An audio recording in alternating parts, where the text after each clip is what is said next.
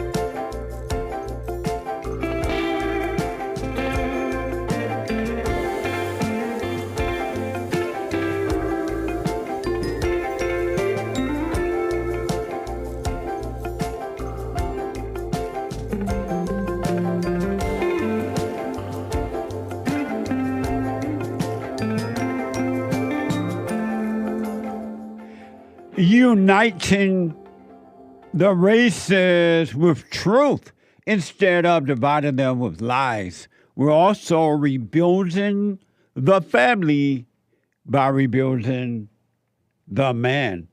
I'm JLP Peterson. Good morning. Hi, y'all.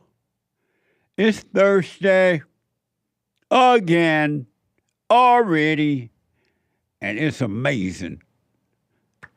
You can get involved by calling 888-7753-773, 888-77-JESSE, Jesse, Jesse.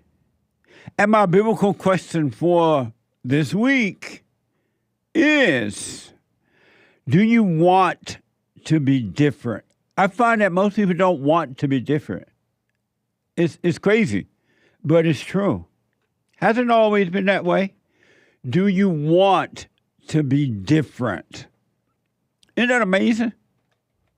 Most people can settle in as is. We have every way that you can watch and support the show listed on JesselyPeterson.com/show. JesselyPeterson. JesselyPeterson.show. All right. And if you're busy, and some of you are, a lot of you are, around the world, you can, no matter what you're doing, where you are, no matter what, you can be listening to the show on your iPhone, iPad, anywhere in the world, no matter where you are and what you're doing, by calling the listen line on TalkStream Live on your iPhone or iPad, and then you can podcast the show later. But you could exercise, and no matter what, you can be listening by calling the listen line at 605-615-4131, 605-615-4131. And then to donate and have your comments read out loud, go to Buy Me a Coffee. BuyMeACoffee.com /JLP Talk. BuyMeACoffee.com /JLP Talk. All right? Or Bond JLP Cash App. Bond JLP Cash App. Amazing. So, as I said, it is Thursday.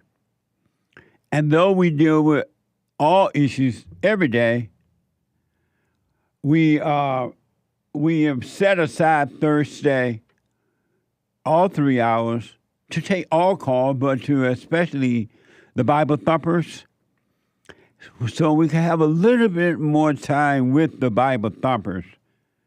Because we love the Bible Thumpers. And the Bible Thumpers, it's a little difficult to communicate for them because they have so many scriptures in their head, in their minds, that they can ask you a question or make a statement, but while you're responding to the question or the statement, they're not paying attention at all in the conversation. They're only ready to quote another scripture out of their intellect. So we set a little time to help the Bible Thumpers overcome that and other things. So today is Thursday, which means that today is Bible Thumper Thursday. You know what happened? Can you see his birthday? My Jesus. Hey, this man died since Friday. Hey. Elliot. Idiot. Elliot. Idiot. Jesus. Lift your hands. Lift your hands. Jesus, lift your hands. My good God. Man of What the? this command. Idiot. Get up, idiot. There we go. What happened to the volume? There should be volume.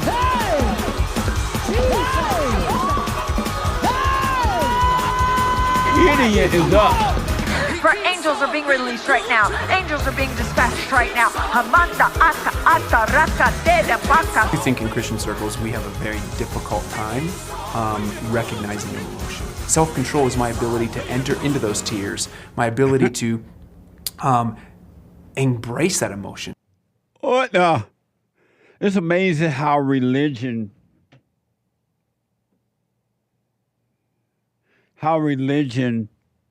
is just a bunch of noise and emotions and thoughts and feelings. That's all it's about. Have you noticed that? And still, the people cry. And still, the people have pain. And still, the people worry. The people have doubt. The people are lonely. The people are angry and insecure. But they won't even question, okay, I got all this relief. I got my emotions. I got my this. And the idiot, the black idiot got up. And yet, nothing is working. And we're going to get to all of your calls. Just hold on, call. Somebody's going to answer out there in a minute. Isn't that amazing? And they won't say, well, you know what? If I got all this going on, what is wrong? Why don't I have perfect peace? How come I'm still this and that? They won't question. And I think, I could be wrong, but I think they're afraid to question because they're afraid to know that they don't know. They'll rather believe that they do know rather than knowing that they don't know so that they can know. I think that's what the problem is. I got it, I think. Because you are miserable with the God that you are serving, right? It's not working. And so you hear someone say, well, there's another God, a better God, a God that will bring you peace. And then you say, oh, okay, where is he? Oh, he's over here. And then they say, okay, go to that God. And you go to this new God, and yet you have the same pain. And you don't question, well, maybe I haven't found that God. Maybe something else has gone on here. I don't know. But anyway, 888-7753-773, Bible Thumper Thursday. I want to kind of throw this out there so maybe some of you will smoke on it. I said that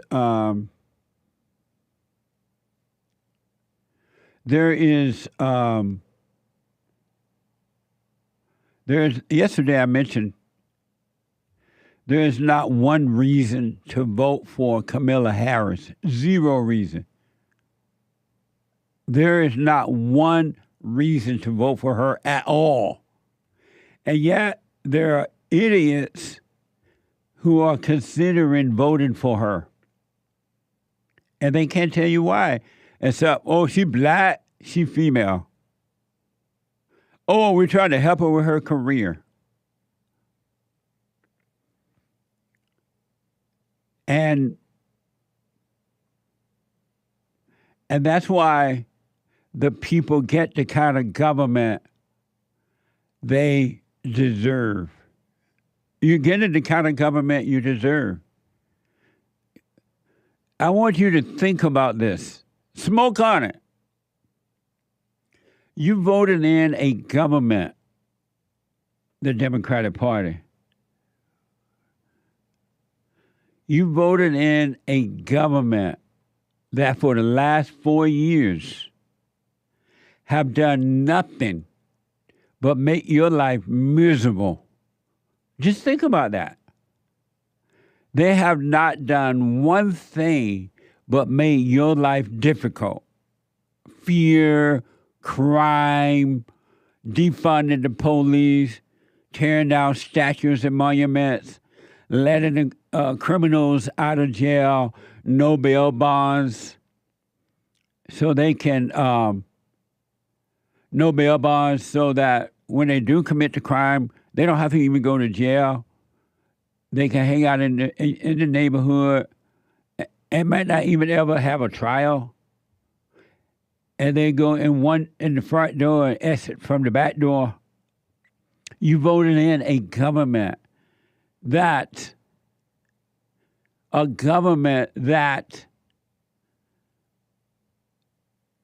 kept the borders wide open for you. Wide open, so illegal aliens have entered into our country from around the world.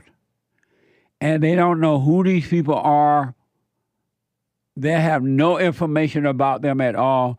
And so as a result, all type of drugs and crime and all about people and everything has come in and is still coming in.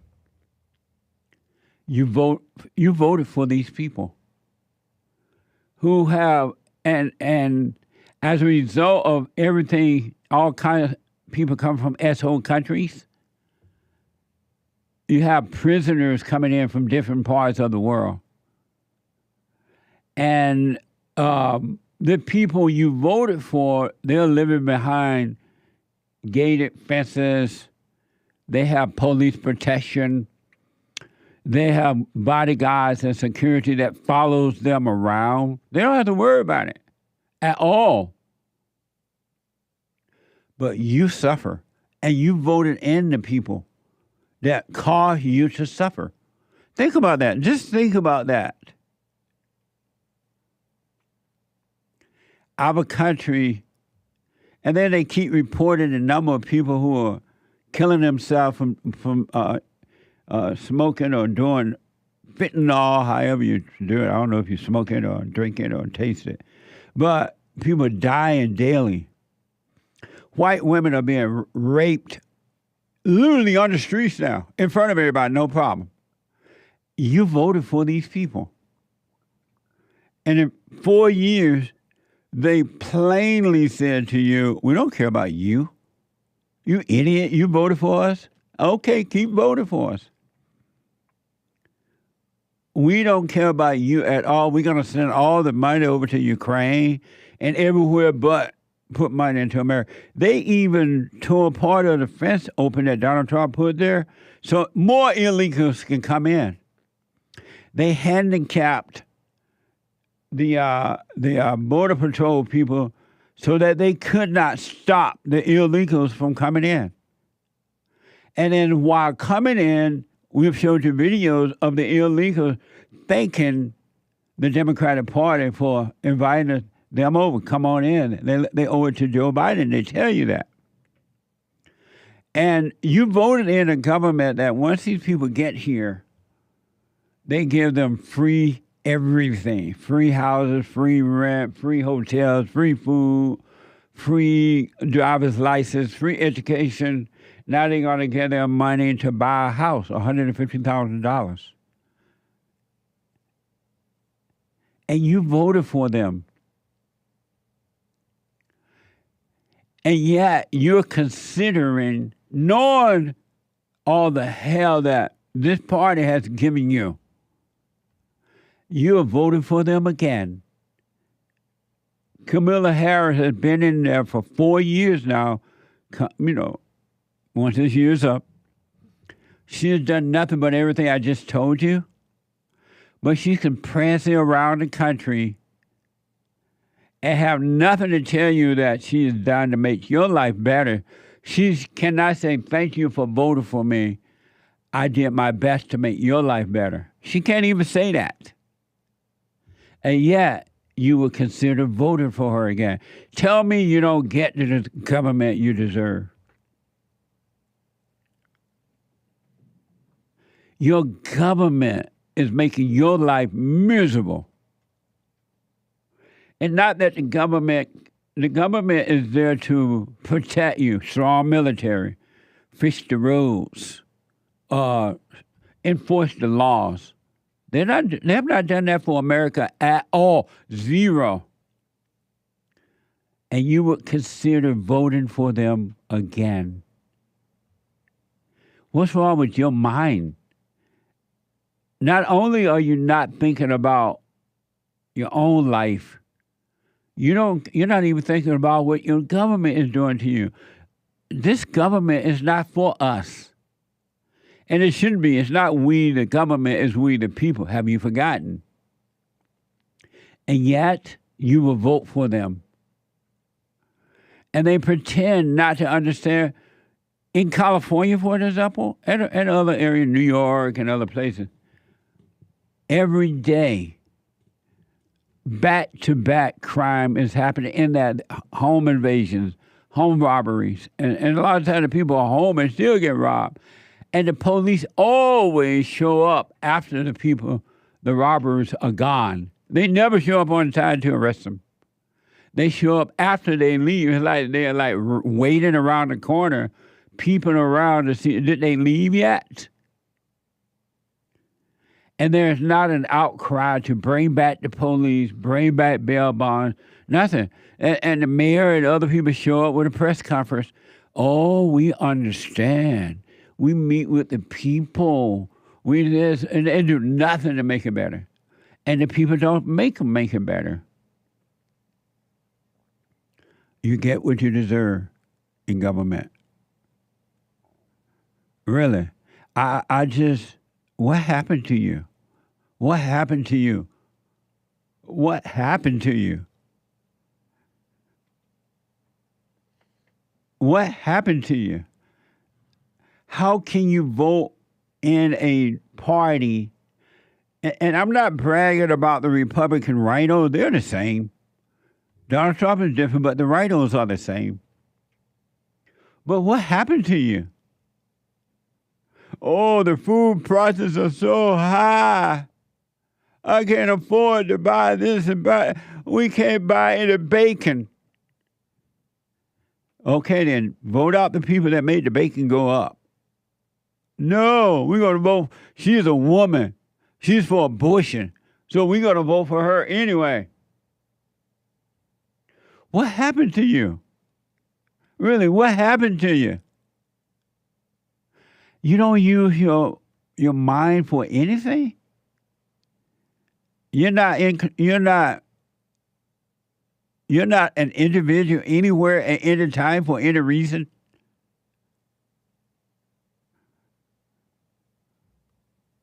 What happened to you? And I just don't know what to say. And they let the crime in, and the experts, the government, the CIA, the FBI, the mayors, and the police chief, they just come out and hold a press conference, but they're not telling you, oh, we made a horrible mistake. We should have never gotten rid of the police. We should not have ever gotten rid of the bail bond. We should not have told the people legally you can steal up to $1,000 or nearly $1,000 worth of product, and you're not going to jail. It's not against the law now. We should not have told the people that. They don't come out and say that. We're going to change that. We were wrong. We're going to reverse it back to normal, the way it should be. They don't say that, and you don't require it. It's like a husband getting beat by his wife every day. He doesn't call the police on her. He doesn't get rid of her. He just gets beat every day. And then he cry. My wife beat me. What am I to do? They ain't gonna say, you know what, I got a wife that beat me, I'm out of here, bye. Or if she hit me again, she going to jail, and I'm gonna tell them to throw the keys away. What happened to you? What happened? God did not create you to be a group. He created you to be an individual. Individual man, individual woman. He did not create you to have fear. As a matter of fact, he defeated the author of fear so that fear would not impact your life. But what do? You walk around in fear. All in the name of Jesus. You know the Bible. You can quote the scriptures until the cows come home. You can go out on the street corner and preach. Oh, Lord. You can preach until Noah return, and yet you have fear. What happened to you? It wasn't always this way. What happened to you? What happened to you? I want to show you something that I'm using the word devastating, but not to me, but it is devastating in your own country that your government did. Your government made this possible. They didn't try to stop it. They opened the floodgates wide open so that people could come in and do this to you in your country. And yet you vote them back in again. And I'm coming to a break, so I'm going to have to show it when I come back. But I want to show you something that your government did. The Democratic Party and the right-o Republicans. And yet, you vote for them again. And you're going to vote for them. That's what's so weird about it. You have empty, lost Kamala Harris with no love. I don't even know if she has a soul. And you're going to vote for her. 888-7753-773. A quick break. Back in a moment to your phone calls and super chats. What happened to you? You need to become an individual again. Back in a moment.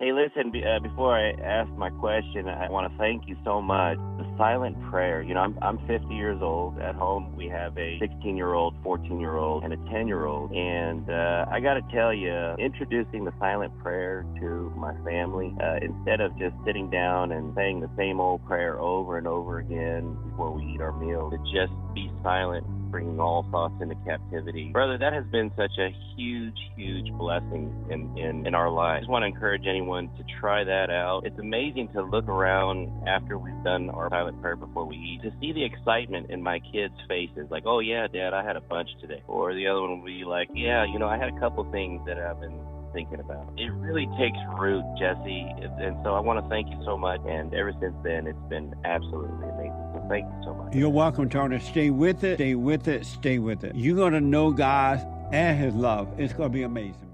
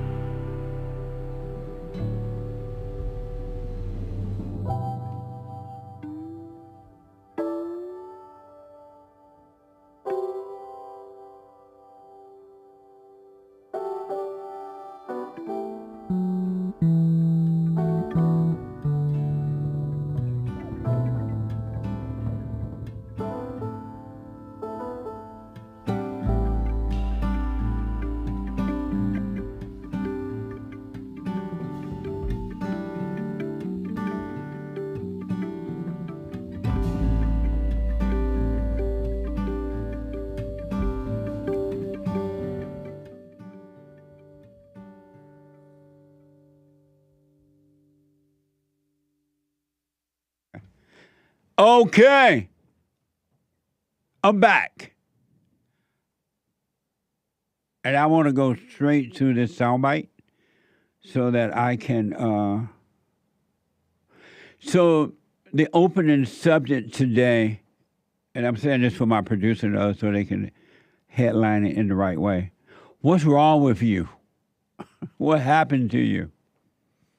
What's wrong? What happened to you? When did you lose the ability to be an individual, to think for yourself?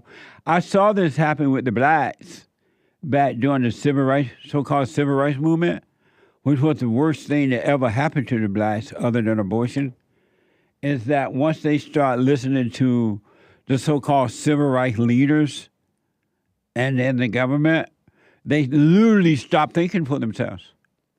They literally just stopped. They stopped being individuals. They stopped knowing. They stopped doing.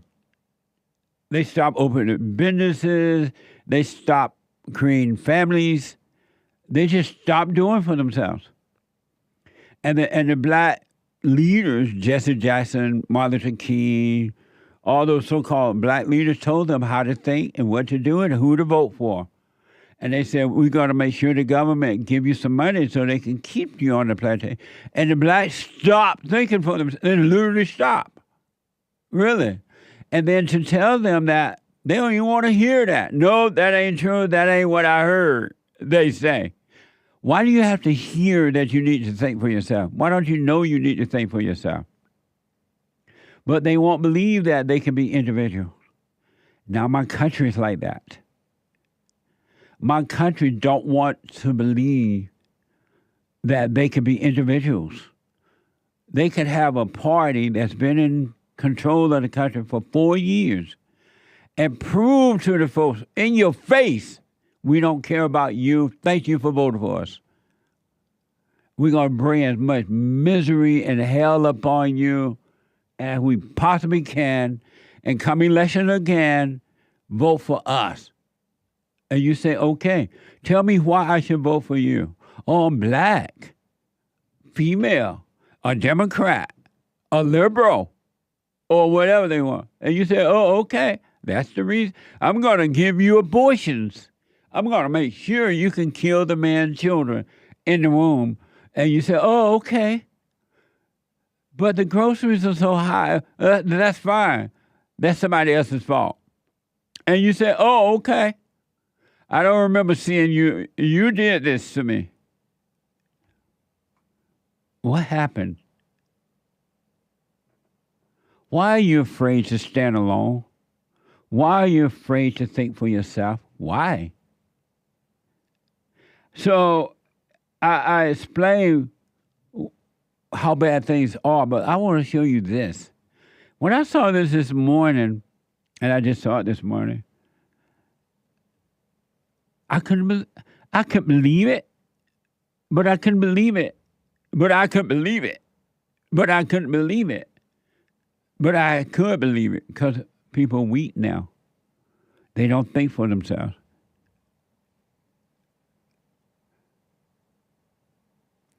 People are group thinkers now. They're cowards. They have no love. Where's the love, right? Perfect love casts out fear.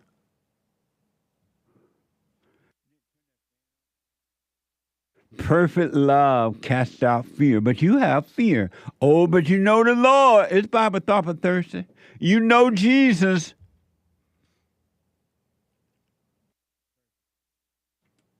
But you have fear.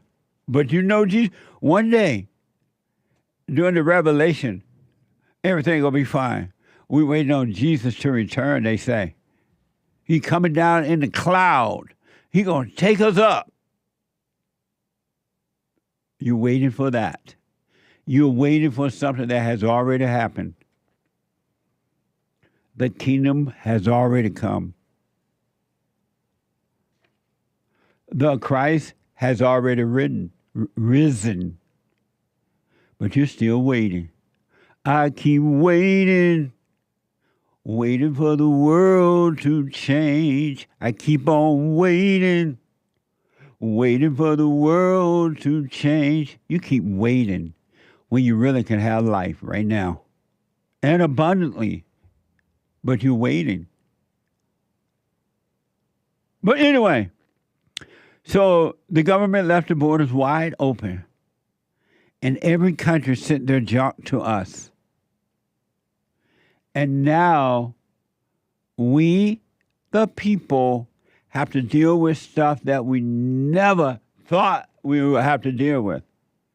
Crime in ways that we never had to deal with before.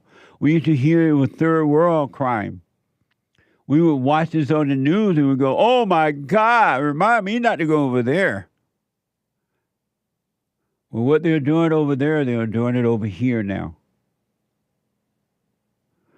A Venezuelan gang take over Colorado. Remember when we reported that so many illegals was going to Colorado? They were sending them over there. It was mind-blowing. And remember when we used to hear that Venezuelan gang member was out of control over there? And then they hired a tough president, and he started to lock them up and throw away the key and all that kind of stuff. But then they found out our borders are wide open, so they ran from over there, those that didn't get caught by the president over there, to here.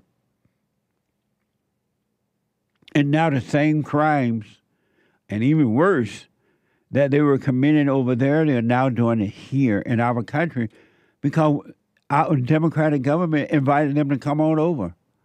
The borders are wide open. Come on over. Send everything you got over to us except the good, decent people.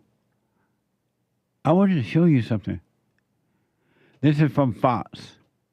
The Aurora Police Department announced Monday that it is joining forces with the Colorado State Patrol and Colorado Bureau of Investigation to create a special task force to address the city's concern about the Venezuelan gang. Trende Aragua. So now our country, something that we never had to do before, is creating a task force to deal with the gangs that they invited over by keeping the borders open and telling the people to come on in. Because we want your vote, so we're going to cater to you. And now our government is going to create a task force which is not going to do anything about it, by the way, to protect you, and it's not going to work. If they had not opened the borders like they did, if they had finished the wall and shut down the border, we wouldn't have this today. And yet you vote for the same people all over again. You will. You will still vote for them. Kamala Harris should not be getting one vote. The Democratic Party should not be getting one vote. But there are people who are going to vote for them. False, and they already know what the Democrats going to do.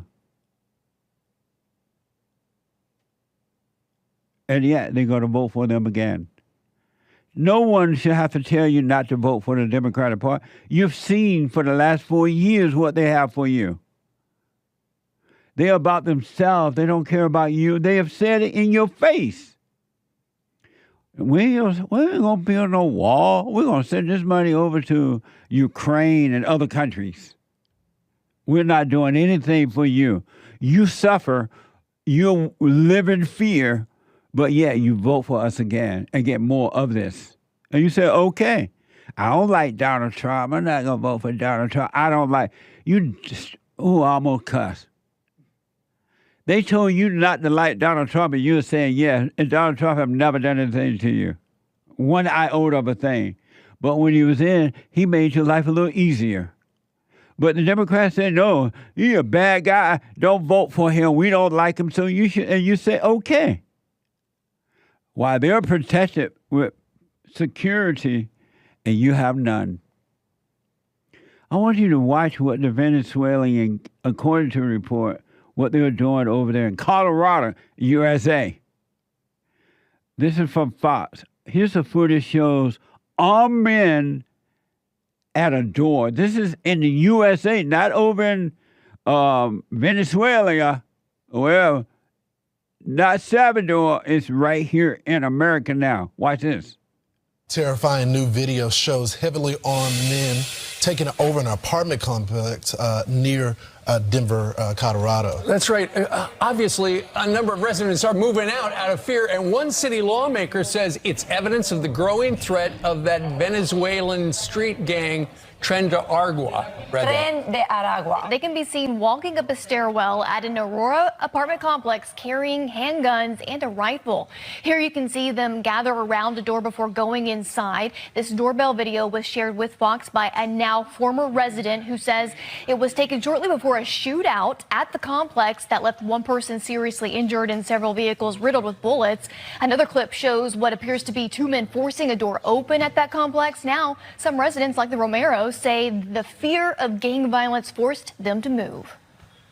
It's been a nightmare and I can't wait to get out of here. Every day when we come home, we have to do this. Every time we go outside to take out the garbage, every time we try to go to bed at night, we have to keep it like this so nobody can kick in the door. That's in the United States of America. You notice the men walking out with the guns? They ain't worry about the police coming. Not at all. The police could get there, but the police going to come after everybody gone. After the crime has been committed. And then they're going to report on the crime, but that's about it. Look how that woman had to lock up her apartment. That's not in Venezuela or El Salvador. That's right here. And it's El Salvador that's supposed to have the tough president right now, not Venezuela. But isn't that amazing? And your police and your CIA, they're building a task force for this. And you know how much they're going to do with the task force? Zero. Nothing going to happen. They're going to be charging you extra taxes to build a task force that's going to do nothing. When they could have just shut down the borders. And this would not be happening. And you're going to vote for the Democrats again. And then you're going to cry how bad things are. How bad it is? Oh, it's so bad. Everything's so high. Everything's so expensive. Crime so everywhere. You voted for them. And you're going to vote for them again. Because they told you not to like Donald Trump.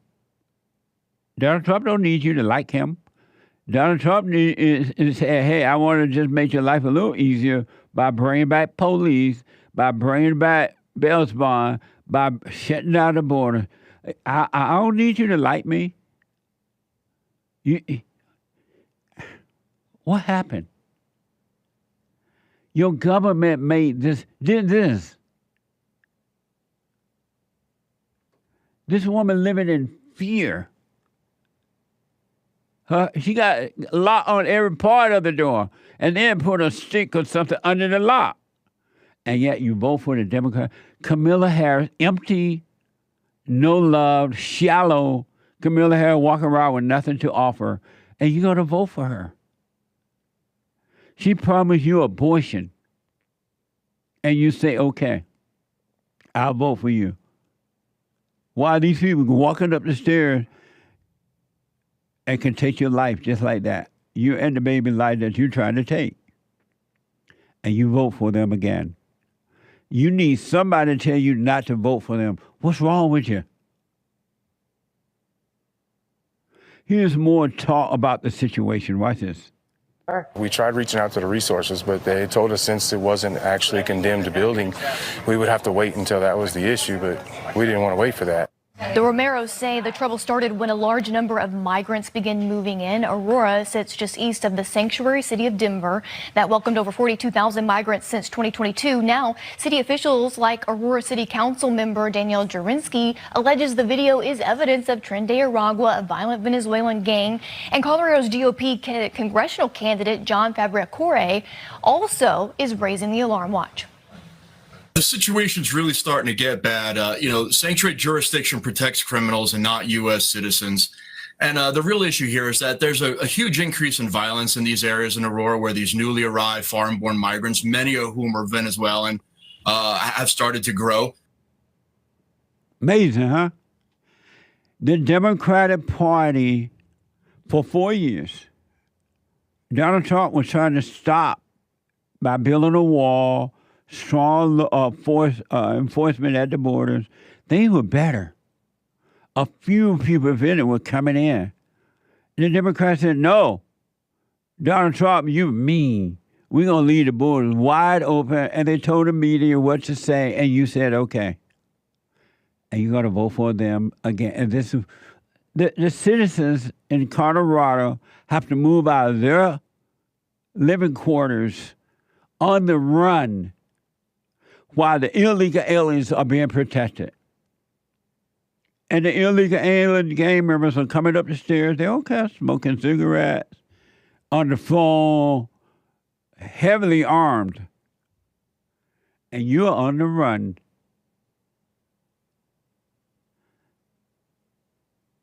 Because they took away the police. And you're going to vote for them again. That's how you are in your own private life. You're not in control of your life. Somewhere, you forgot to be in control of your own life. You forgot to be an individual. You're paying a price in your own private life and this public life. And it's only going to get worse. This is in Colorado, USA. And your government did it. And they did it right in front of your face. And you said, okay, I'll vote for you again. Don't worry. Come 4 years, I got you. And Colorado, not even a border state. It's over yonder. It's not even over here. What I come back for, I'm coming straight to your cars. This is so like evil. This is evil. Back in a moment. 2 more hours to go. That are amazing. I highly recommend you get them. 7 guaranteed steps to spiritual, family, and financial success guide. Even if you're not starting a business, but you have a job or you're on welfare, it can help you if you do. Be doers of the word, all right? From rage to responsibility. From rage. That's what I write about in the first chapter, especially how I overcame. Scam. How the black leadership exploits black Americans. They are using them, and blacks are too willing to be used. And then my last book, The Antidote, Healing America from the Poison of Hate, Blame, and Victimhood. They are all amazing books, and they are helpful. Go to rebuildingtheman.com if you want an autographed copy, or call 800-411-2663.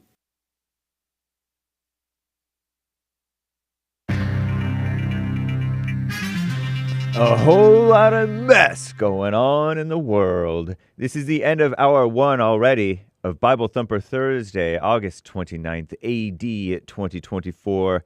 The lines are full, I do believe, guys. JLP will be right back, and he will get to your calls, and we'll get to your super chats as well. Many have come in, and we'll get to more stories. But first, fake news, not fake news. The TSA, according to Commie Nonsense Network, the Transportation So-Called Security Administration, is preparing for their busiest Labor Day travel period on record. They barely started in, 2001-ish? With millions set to fly over the holiday weekend. Long lines are expected, but travelers will have at least one welcome source of relief: lower prices than what we saw in 2023. That's a pretty low bar, low standard, because the prices were out of control, weren't they? And also, the flying is not as reliable, it seems like. Anyway, Vice President, cackling evil Kamala Harris, and her so-called running mate, Governor Tim Walz, they will sit down for a Commie Nonsense Network interview, their first joint interview today, to air 9 p.m. Eastern Time, 6 Pacific. It will mark the first time Kamala has sat down for a journalist for an in-depth, on-the-record conversation since crooked Joe Biden ended his bid for a second term way back in July. What a mess. The interview will allow Kamala Harris to explain how her positions might differ from Biden's, supposedly. As the 2024 race enters a new phase, Kamala Harris and Tim Walz also began campaigning together in Georgia, beautiful Georgia, for the first time this week, targeting the southeast portion of the state and providing a window into their strategy for the crucial battleground state ahead of November. And a deli meat recall. Watch out for the deli meat. It has listeria in some cases, possibly. The scared woman-led CDC, not led by Christians, reminded the public to avoid eating recalled deli meats amid a listeria outbreak in America that has expanded to become the nation's largest since 2011. Boar's Head, they make good meat, I think, issued a recall in late July for more than 7.2 million pounds of their ready-to-eat liverwurst, and some other deli meat products due to concerns about potential listeria contamination. But the CDC says at least a dozen more listeriosis cases have been reported in recent weeks. A total of 57 people been hospitalized in 18 states. 9 have died. Wow. The recalled products include liverwurst, ham, bologna. Is it bologna or bologna? Sausage and roasted bacon. What a shame. Most people who became sick reported eating turkey or liverwurst, and some reported eating ham. What a mess. Terrible. And also terrible, the student loan leeches, I call them. Shout out. The so-called Supreme Court declined Wednesday to lift a sweeping block on crooked Joe Biden's student loan repayment plan that aims to slash monthly payments and accelerate the path to so-called loan forgiveness. The High Court turned down a request on the Biden administration to put the plan back in play after lower courts blocked it this summer in a legal challenge brought by GOP-led states. Wednesday's order has no immediate impact on the 8 million borrowers currently enrolled in the plan known as SAVE, Saving on Valuable Education. Valuable to who? How? Anyway, which was implemented nearly a year ago. But the fate of the plan could cost an estimated $276 billion, by the way, remains uncertain as courts consider ongoing legal challenges. There's a typhoon, nearly 4 million people in southern Japan. Typhoon Shanshan. They've been urged to evacuate. Typhoon Shanshan made landfall today, leaving thousands of residents without power. It's a mess going on in the world, lashing the Kyushu Island with hurricane-force winds, torrential rain, and dangerous storm surge. Flights canceled. It's a mess. I'm James Hake. Now back to JLP, Hour 2.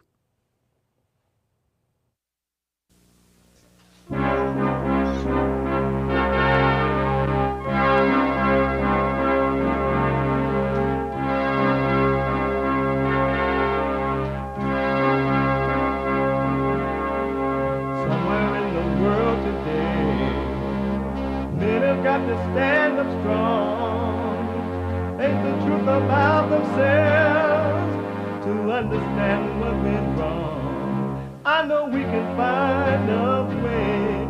I know we can find a way. I know we can find a way to stand up,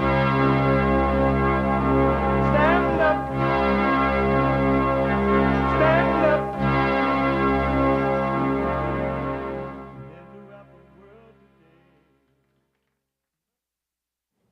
Uniting the races with truth instead of dividing them with lies. We're also rebuilding the family by rebuilding the man. I'm Jesse Lee Peterson. Welcome to the second hour of the show already. Amazing. You can get involved by calling 888-7753-773. 888-77-JESSE. And my biblical question, do you want to be different? Do you want to be different? Based on what's happening in my country, the answer is no. Based on what's happening in America. But anyway, do you want to be different?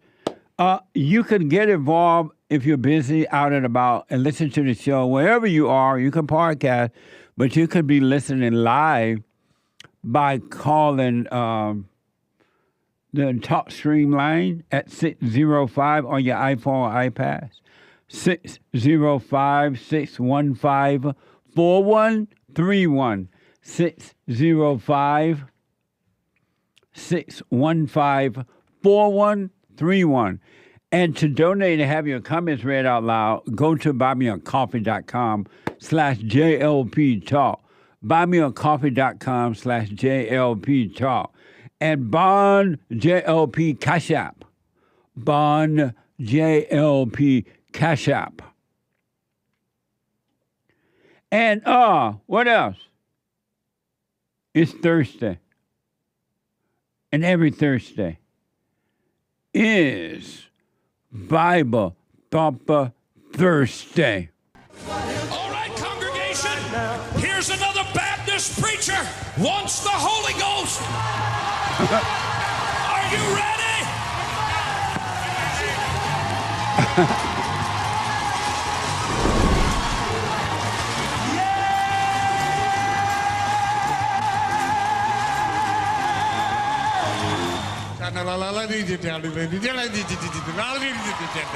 What up?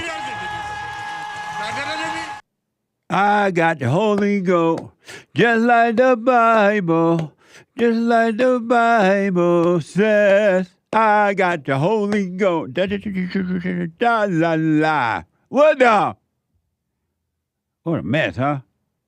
And the devil rejoices. And the devil rejoices. And then I'm going right to the phone, but I was thinking about these people voted for the Democratic Party all over again. In spite of the hell the Democrats should be able to get one vote, not even one. They have proven that they don't care about America. They don't care about you. They don't care that you voted for them or not. It's about themselves. They're proving that to you. It's not like hearsay. It's not like hearsay. You don't need the media to tell you this. You know this already. And yet you vote for them. And yet you vote. It's like being in a bad relationship. You know your husband or your wife is no good. That they're nasty. They're angry. They're violent. You should not be with them. But you stay with them anyway. No matter how much you fight, you get beat up, husband and wife. And then if you try to leave them and you miss the pain that you had with them, the misery, you miss the fight, you miss the thrill of arguing, and you miss the thrill of making up, and then you miss the thrill of being angry. So you go back to them. And you're like, I don't understand this person. I don't know why this person acts this way. I just know this person is crazy. But you go back to them. Who is crazier? The one that keep going back or the one that bring the misery? You love the pain. Really, you don't know how much you love the thrill of pain. The good thrill, what you call good, which is still evil, and the bad thrill. You love pain. That's why you voted for the Democrats again. Come on, be honest. They just might take away the pain if you vote for Trump. Trump just might bring back jobs. He just might make the prices go down again, taxes and all that. You don't want to feel good. You love the misery of fear. That's why you voted for him. I hear some black saying, well, I'm voting for Trump this time around. Why? Because he gave us a stimulus package. I'm like, what the? That's not a reason either. He gave me, don't tell nobody that. You voted for, you're a grown man, a grown woman. You don't need somebody to give you a stimulus package and then you're going to vote for him. You vote for the man because he bring back jobs. He bring back, lower the taxes, opportunities to start businesses if you want. Lower prices on the home. The military is stronger. We're respected around the world because don't mess with us, right? Not because of a stimulus package. Don't say that on the news. He ain't gonna give you no more stimulus package. What happened? What happened to that endurance? Stand alone. If the world turn against you, don't hate them. Forgive them. Be free. Men and women, you should not be in relationships that you got to fight. You're not supposed to be fighting in a relationship. You're not supposed to be cursing each other out and beating up on each other. That's not relationship. That's not from God. If it's a gift from God, it's going to happen naturally, without a fight, without your effort. Really, you won't have to do anything but live.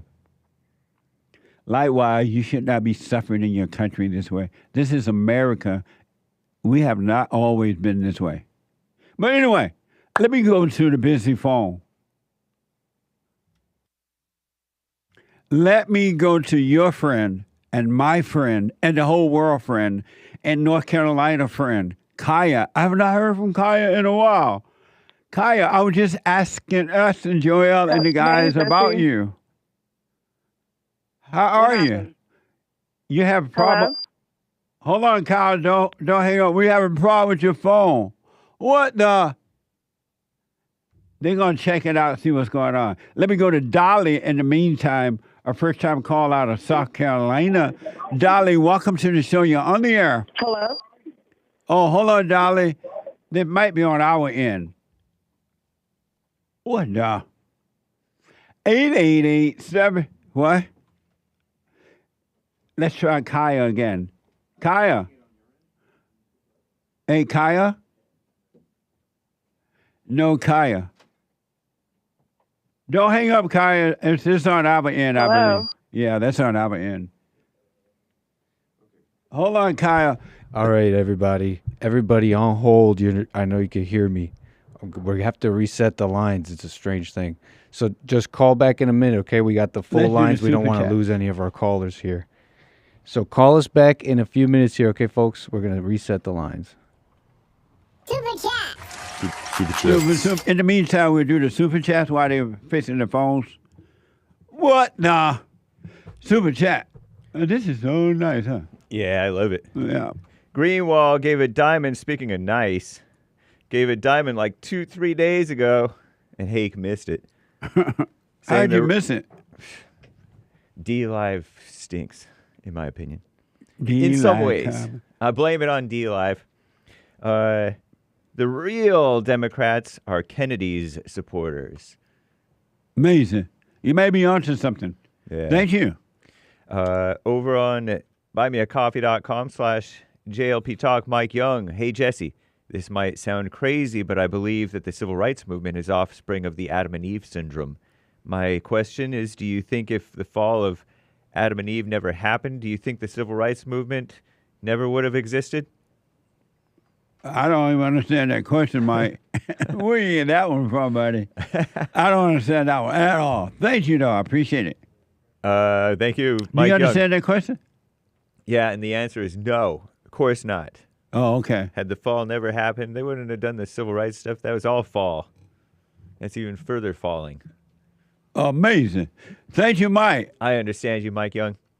Thank you, Mike. Someone bought 5 coffees, been listening to your show for a couple of years now. Forgave my parents in 2022, been doing the silent prayer morning and night since. Have no idea how deep the thoughts go and how wicked and relentless they could be. What a mess. Thank you for pointing out the truth to me and providing the tools and instructions to overcome. I hear you say, stay with it, stay with it, stay with it. And it reminds me I have not seen anything yet. Stay with it. Stay with. I'm telling you, you have not seen the depths of evil in your soul, in your heart. But if you stay with it, you will. And when you see it, you will overcome it.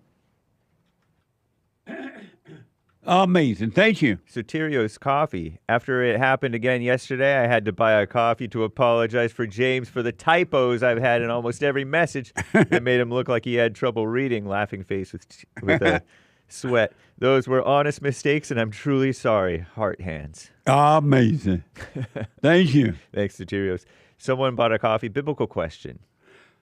Do you want to be different? Do you want to be different?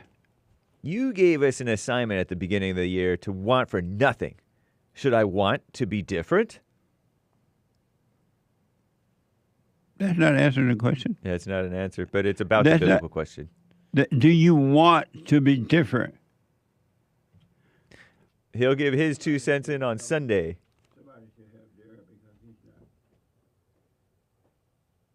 Do you want to be different? I'll put my little 2 cents, but that didn't respond to the question. I know.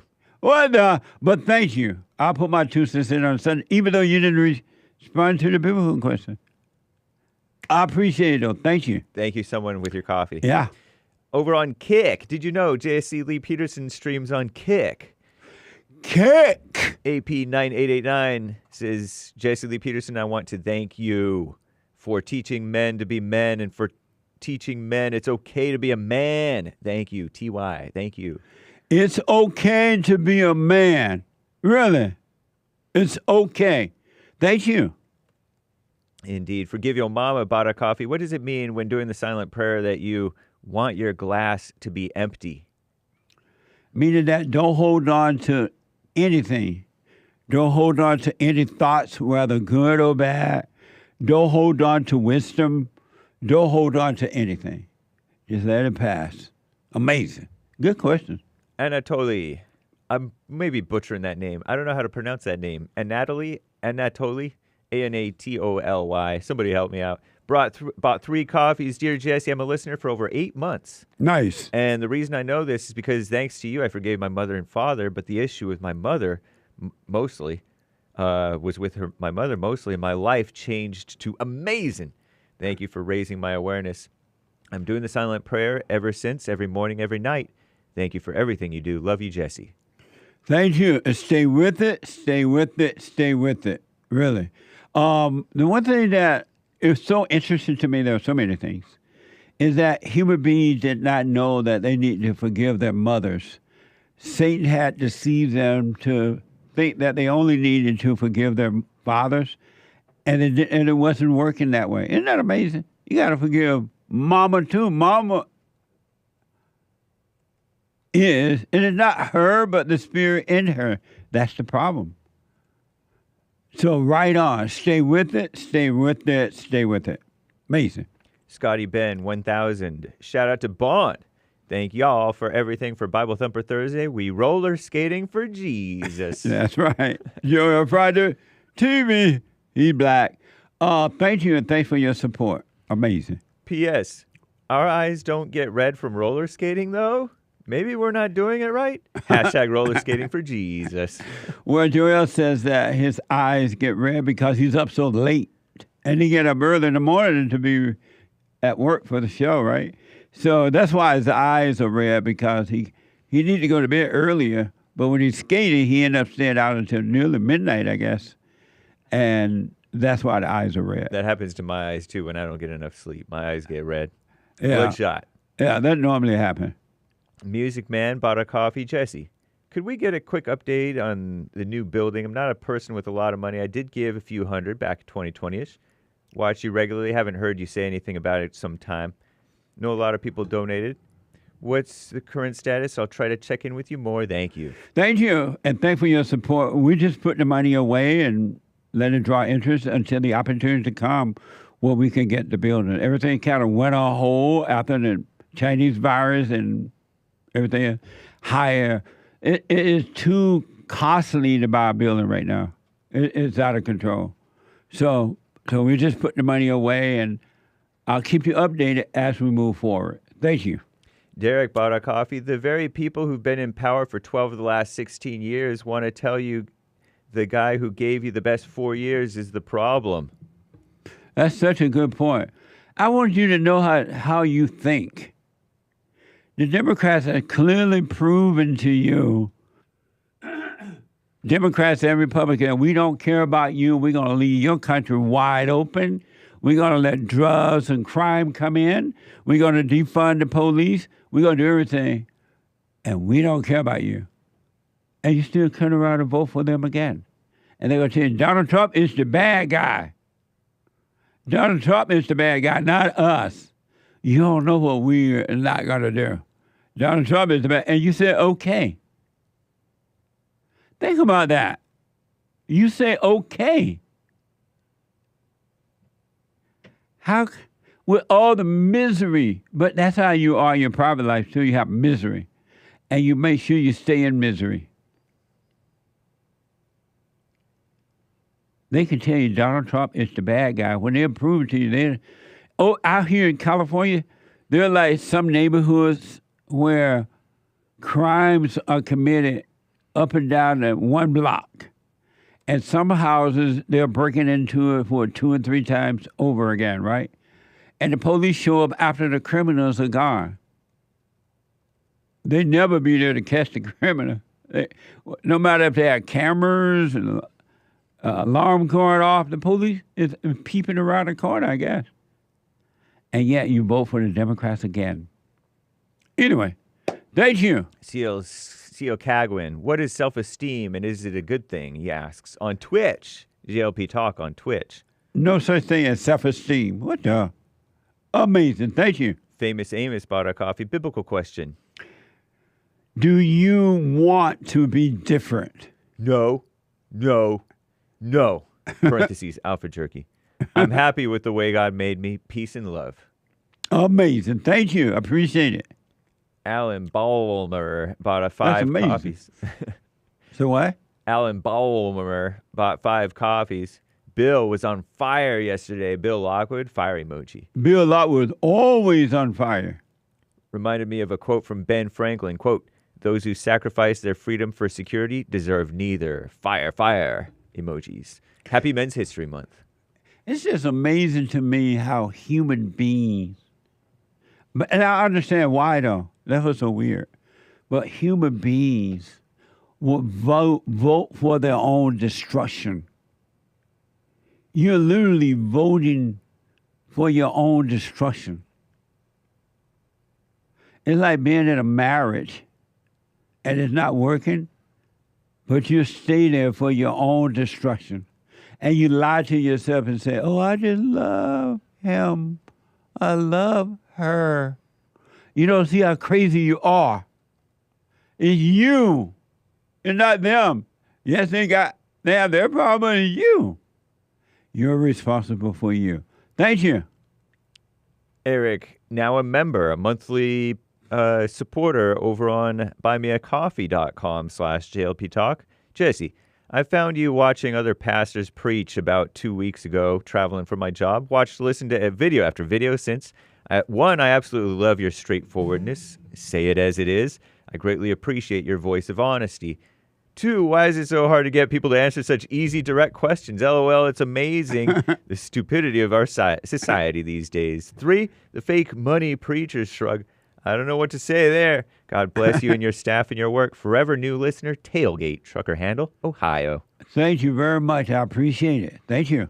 Let's stop there for a minute. Okay. And I want to get you some callers because I think things are working now. Thank you all. We're going to catch up with that, too, with the rest of it. I do appreciate it. I want to go to your friend and my friend and the world's friend, Kaya from North Carolina. Kaya. Hey, Jesse, can you hear me? I hear you loud. Where you been? I've been here in North Carolina, just keeping quiet. How are the kids? Oh, the kids are fine. All is well. My youngest kids, I don't know if you recall a couple years ago when we first started talking that they were living with their father. That's kind of when I first started calling, and I had asked your advice on whether or not I should allow them to go live with them. Okay. Long time ago. Anyways, so they had been living Never with him. asked a black man if he remembers. I said the white word. I said recall. Nice. I didn't say remember. I love that. But he actually passed away recently. Who? So their father. Nice. Yeah, he did. I mean, so, well, not nice, but at least I know. I know what he did. He did. But yeah, he is in fact dead. So we're just dealing with that. But they're still doing well. They're very young, so it hasn't been like a dramatic thing. And my son is 8 years old, and he talks to me pretty freely about everything. And it's been amazing. All of it. It's all been amazing. Well, may his soul rest in peace. Let me ask, right on. What have you realized about you over the years, now that time has come and gone? What have you realized about you or life or anything? Well, I realized I don't even know who I am. But it's not really a sad thing or a unfortunate thing. I realize I don't know who Kaya is. Yeah. I see glimpses of who I probably started off to be and who my father is in me. But throughout the years, that's been the main thing I see. And what I do see in me is wicked. It's so wicked that it's like alarming. It's so wicked that you try to find the good, and then even in trying to look at what's good about you, even that is wicked. That's right, so, because you're never going to find the good, so stop looking for the good. That's right. And so that's as far as I've gotten over the last 4 years or so since we first met and doing the silent prayer. Any time I have fallen off, or maybe not even fallen off, but not been committed to it, the stillness is so hard to find in the real life moments. When you're at work or when you're dealing with people, it's hard to be still when you haven't been being still on your own. That's what I've seen about myself. If I don't practice stillness and being quiet, I can't actually do it in life. It's kind of like what Joel was saying. I'm sorry, go ahead. No, finish your point.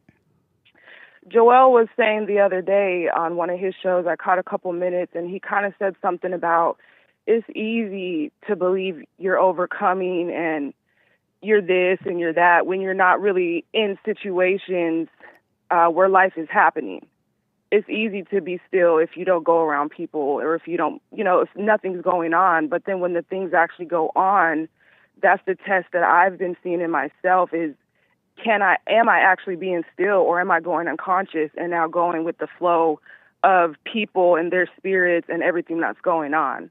That's what I've been watching more and more in myself, and just seeing really how evil I am and how I don't know who's making me be these other versions of me that I know aren't me, also while knowing I don't know who I really am.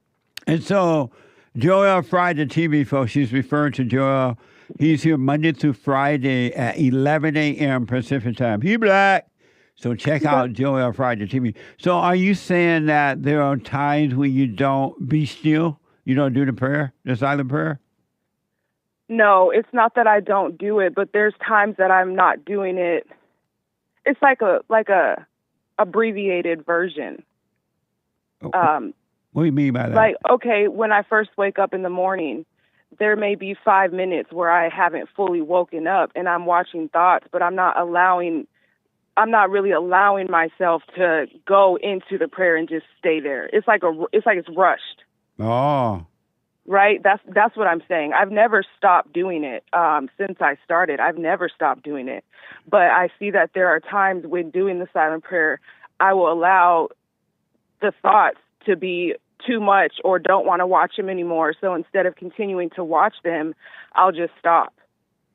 Amazing. And so that's what I mean. Okay. What? That's what I mean. Yeah, I mean, that's been the gradual process for me. And when I notice that I've been that way is when I see myself tripping in the world. Yep. And that's the truth that I have to tell myself is, well, you haven't really been being still. Yeah. Or really doing, it's not that I'm not doing it, but it's like that lukewarmness, that half-heartedness. I'm doing it enough to say, oh, yeah, I did it. But so when I come out of that... Mm-hmm. You haven't had enough pain to really commit to seeking first?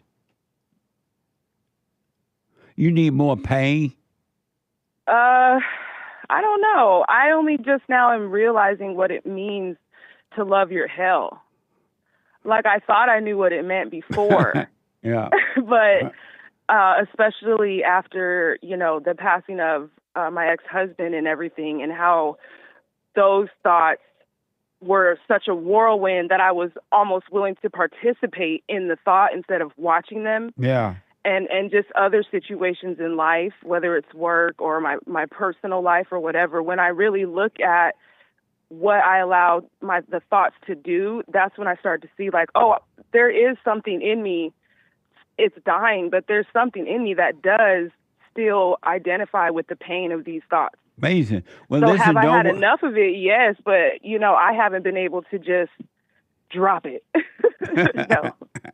Well, No. you know what? Don't judge yourself. Just go back to it. That's all. And realize, you know what? I got to become present again and just come back to it, because every day is a new day. Every day is a new. So you always have a new day. So no big deal. Just come back to it.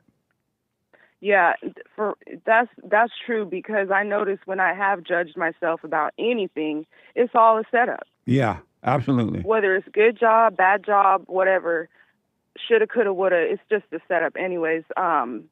Absolutely. And I just wanted to tell you, it was making me laugh when you kept saying, what's wrong with you? Because my dad, he used to say that to me when I would cut up or when I was an adult and I would kind of be like in the dark, not really wanting to talk with him and things like that. Yeah. He would say stuff like that to me to like snap me out of it. What's wrong with you? And it would make me nervous a little bit because I didn't have an answer. And I wanted to answer him, but I couldn't, So that made me laugh hearing you say that this morning. It's insane. I mean, the Democrats have clearly, openly, they didn't care what we saw or what we thought about it.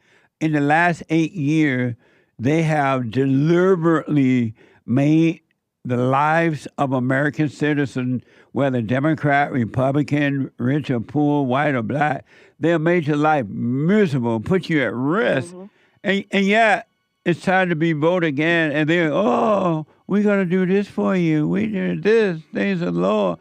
And you're like, okay, I'll vote for you again. That's insane. And they're just lying. And the proof is there. Yep, right in front of our face. Like in that Colorado thing, that's one of the most beautiful states that we have here in America. I mean, it's just naturally a beautiful place to be.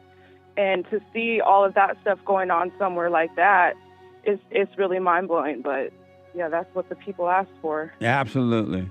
Anyway, thank you for your call. I appreciate it. Wait, I had called for the biblical question, but hold on. I appreciate the conversation. Yeah, if you got to go, that's fine. No, hold on. Let me go a quick break. I'll come back to you. We'll do the biblical question and get to others.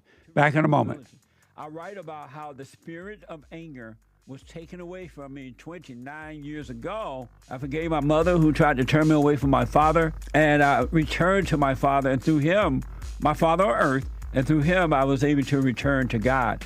No man or woman can return to God unless you go through the Son. And men are sons of God. There may be weak, pathetic examples of it, but it's the spiritual order of life. God in Christ, Christ in man, man over woman, and woman over children. So get from race to responsibility. I write about that. Go to my website, rebuildingtheman.com for an autographed copy, or call 800-411-BOND. And donate to my nonprofit, Bond, the Brotherhood Organization of a New Destiny. We are rebuilding the family by rebuilding the man.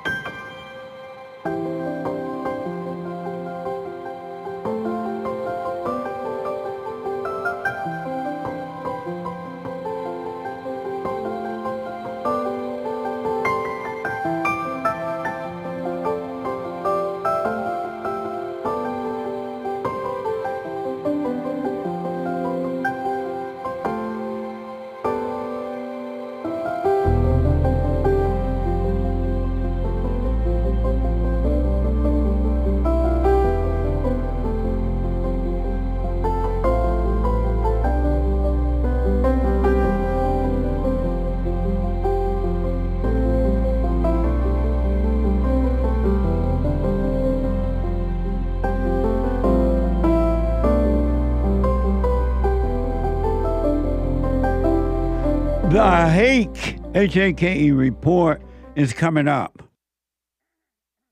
The Hake report is coming up at 9 a.m. this morning, from 9 to 11 a.m. Pacific time, Monday through Friday. The Hake, you don't want to miss it. It's a mind-blowing show. It's like, what the? And then at 11 a.m., Kaya mentioned Joel Friday TV at 11 a.m. Pacific time. He black, Joel Friday TV. And at 4 p.m., the American Anchor Baby. Energy everywhere. The American Anchor Baby at 4 p.m. Pacific time. And last but not least for now, brand new episode of The Fallen State. Tomorrow, which is Friday, if the Lord is willing and the creek don't rise, I had a very interesting discussion with Kelly Fontanella. And Kelly is a former public school teacher, and she turned social media personality and founder of the Exodus Institute. Watch this. Next time on The Fallen State. I really wanted to be a mom, but God has closed that door for me to have my own kids, so now it's everybody else's child. Really? And I did not think I was ever going to leave being a public school teacher. I had set up this little life for myself that I loved, but then something happened that just made me realize, oh wow, this career is changing. I actually got a gift for being a black teacher. What the? I've been banned 11 times on TikTok. I have to fight against the censorship constantly. What's wrong with the black? I love you, Jesse. You're going to enjoy this. Really. You're going to enjoy Friday, tomorrow at 12 noon Pacific time. And you can support The Fallen State right there by going to thefallenstate.tv/donate or click in the link description to go to locals.com. So let me go quick back to Kaya out of North Carolina, and she wants to respond to the biblical question, do you want to be different? Kaya. Yes, sir. You say? No. You do not want to be different. No, because I don't want to be anything. Interesting. Okay. Well, I appreciate you responding to that. And I'll put my 2 cents in on Sunday. And I wish you well with the kids and everything. Stay present, and it'll be fine. And I appreciate the amazing conversation. I wasn't expecting that. And I decided the best way to get you those peach cobbler and bacon cupcakes is going to be a trip down there so I can just cook them fresh. Good. I can't wait. Right on. All right. Thanks, Jesse. Take care. Good to hear from you. You too, sir. Thank you. Bye now. 888-77-53773. Let me go to first-time caller out of Atlanta, Georgia. Georgia on my mind. DENESHA. DENESHA, welcome to the show. You're on the air. Hi, thanks. Hi, Jesse. Hi, thanks for calling. Okay, hi. I was calling today because I'm from Atlanta, and I've been living here, and I've been living in the city for like a year now. So I feel like I'm experiencing, I guess, the city life. So I'm actually from South Georgia, like a smaller town, so it's different. And I don't know, there's just so much just over-sexualization and hold on, I wrote it down. You said over what now? Hello? There's a lot of over-sexual... Sorry, can you hear me? Yes. How old are you? I'm 27. Oh, okay. So you said over there in Atlanta, too much sex? There's too much sex. Like, Okay. there's that, and then there's too much just... there's so much drugs and just so much negative stuff. Yeah. Like, I feel like I don't have friends because I just don't do that stuff. So I just kind of stick out, and it's kind of lonely. So I want to talk to you about that. So you want to talk to me about how to deal with all this and be alone? I guess, like, how to keep my individuality and, like, not fold to the peer pressure. And so your question for me is what? How do I not fold to the peer pressure, Good. keep my individuality, and just survive, I guess? Number one, stay away from anger. Don't judge you or anyone else. Just don't be angry. And then number two, I want you to start doing the silent prayer so you can stay out of your imagination and emotions. Because if you listen to the thoughts and emotions, you're going to end up with the crowd and you will be destroyed. So you got to drop the emotion by staying away from the thoughts. Because you're going to get the thoughts, and the thought going to tell you, oh, you're not fitting in. You're by yourself. You need this, you need that. And you're going to feel loneliness, and you're going to feel all that. And you're going to think it's you, and it's not. So you got to stay away from the thoughts. Right. And then that's another thing. Like, sometimes I feel like when I meet someone, I try to, like, talk to them, and maybe I may share, like, my perspective, which is similar to yours.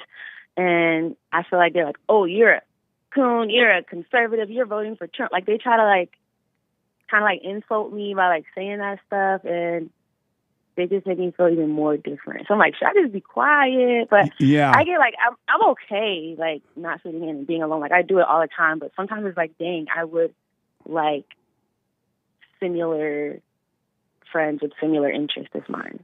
I promise you this, without a doubt.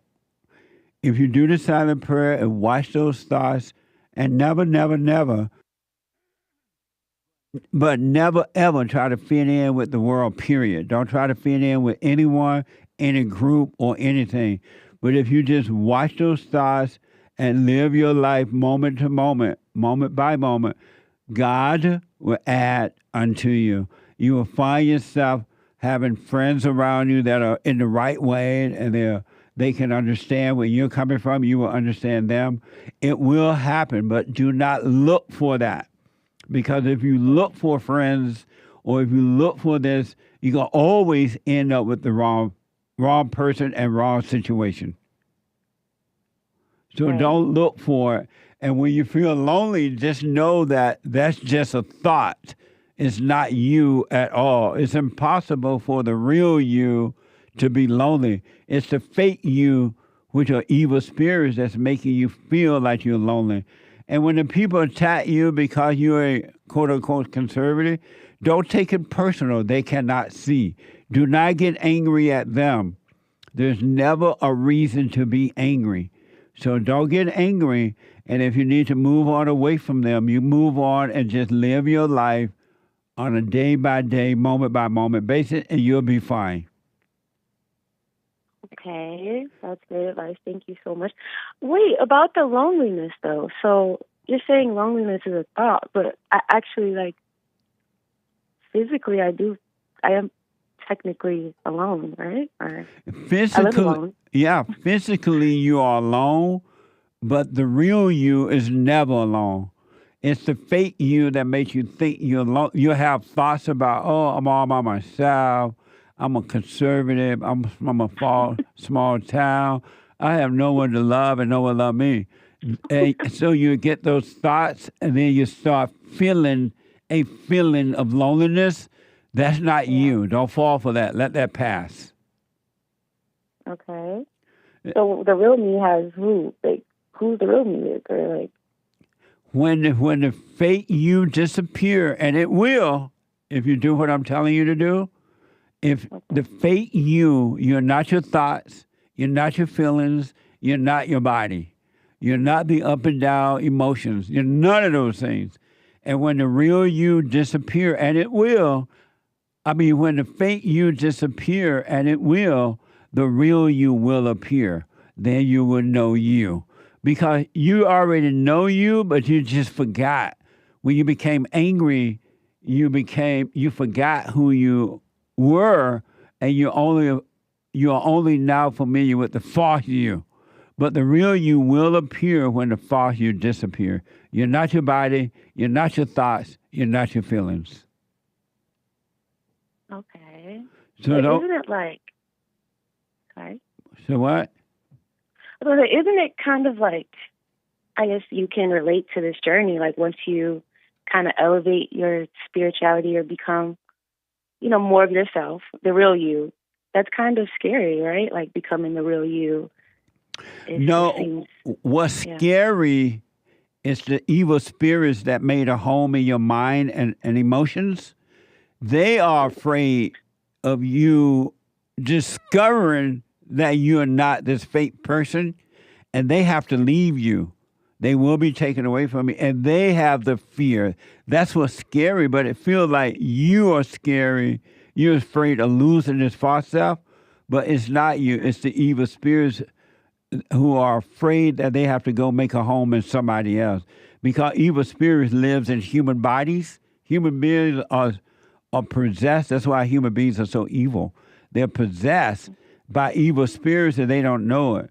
And so this fear that you have of knowing the real you, those are fake fears by the fake you, and it's not you. Wow. Okay. So my mind is tricking me. Yes. Your mind is tricking you. That's why you have to keep your eyes on your thoughts. That way you won't be deceived by thoughts. If you can keep your eyes on the thoughts. I'm promising you, keep the eyes on the thoughts and you cannot be deceived. Keep my eyes on. So like when I say, like, oh, that's a thought, I can just be like, oh, that's just like a fake idea. Like 100%.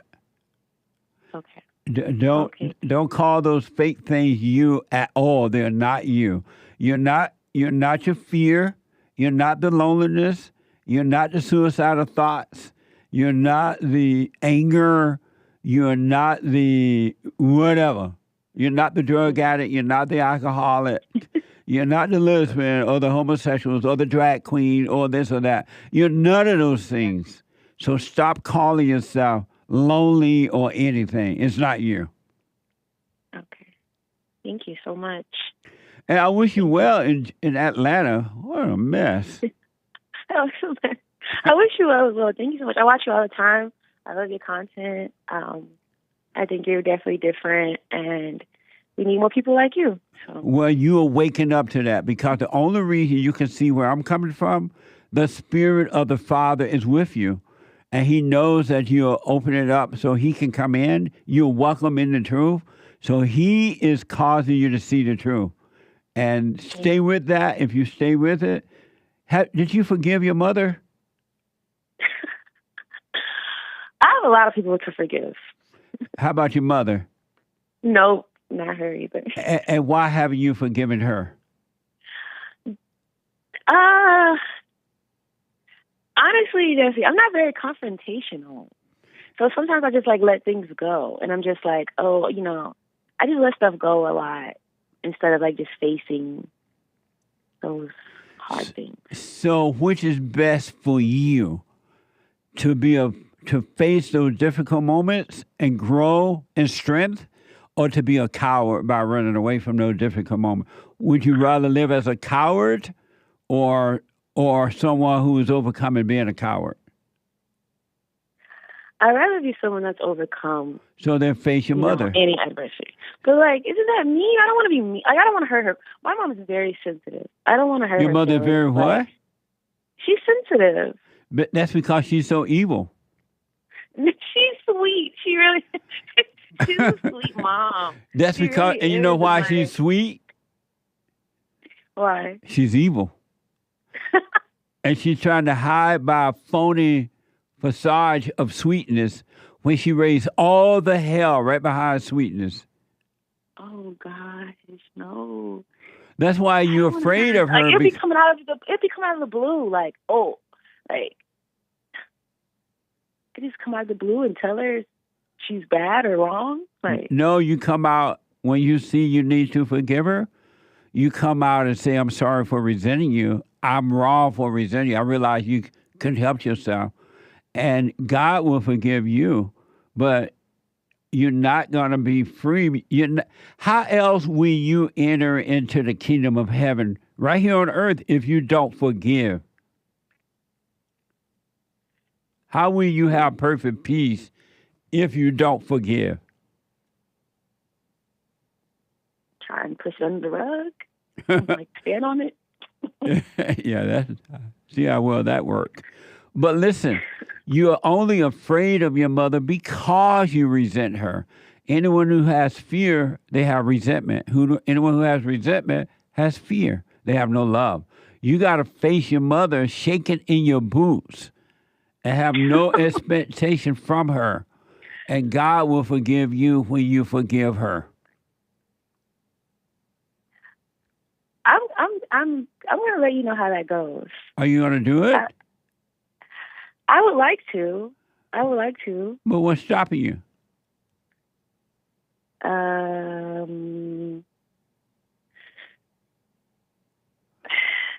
Otherwise, you're going to continue to become like her. So a phone conversation, it's okay to do it over the phone. What? It's okay to do it, like tell it over the phone. Can you do it by FaceTime? I could try. Yeah, do FaceTime if you can't go home to tell her. Because if possible, you want to be looking at her so you can shake in fear. You want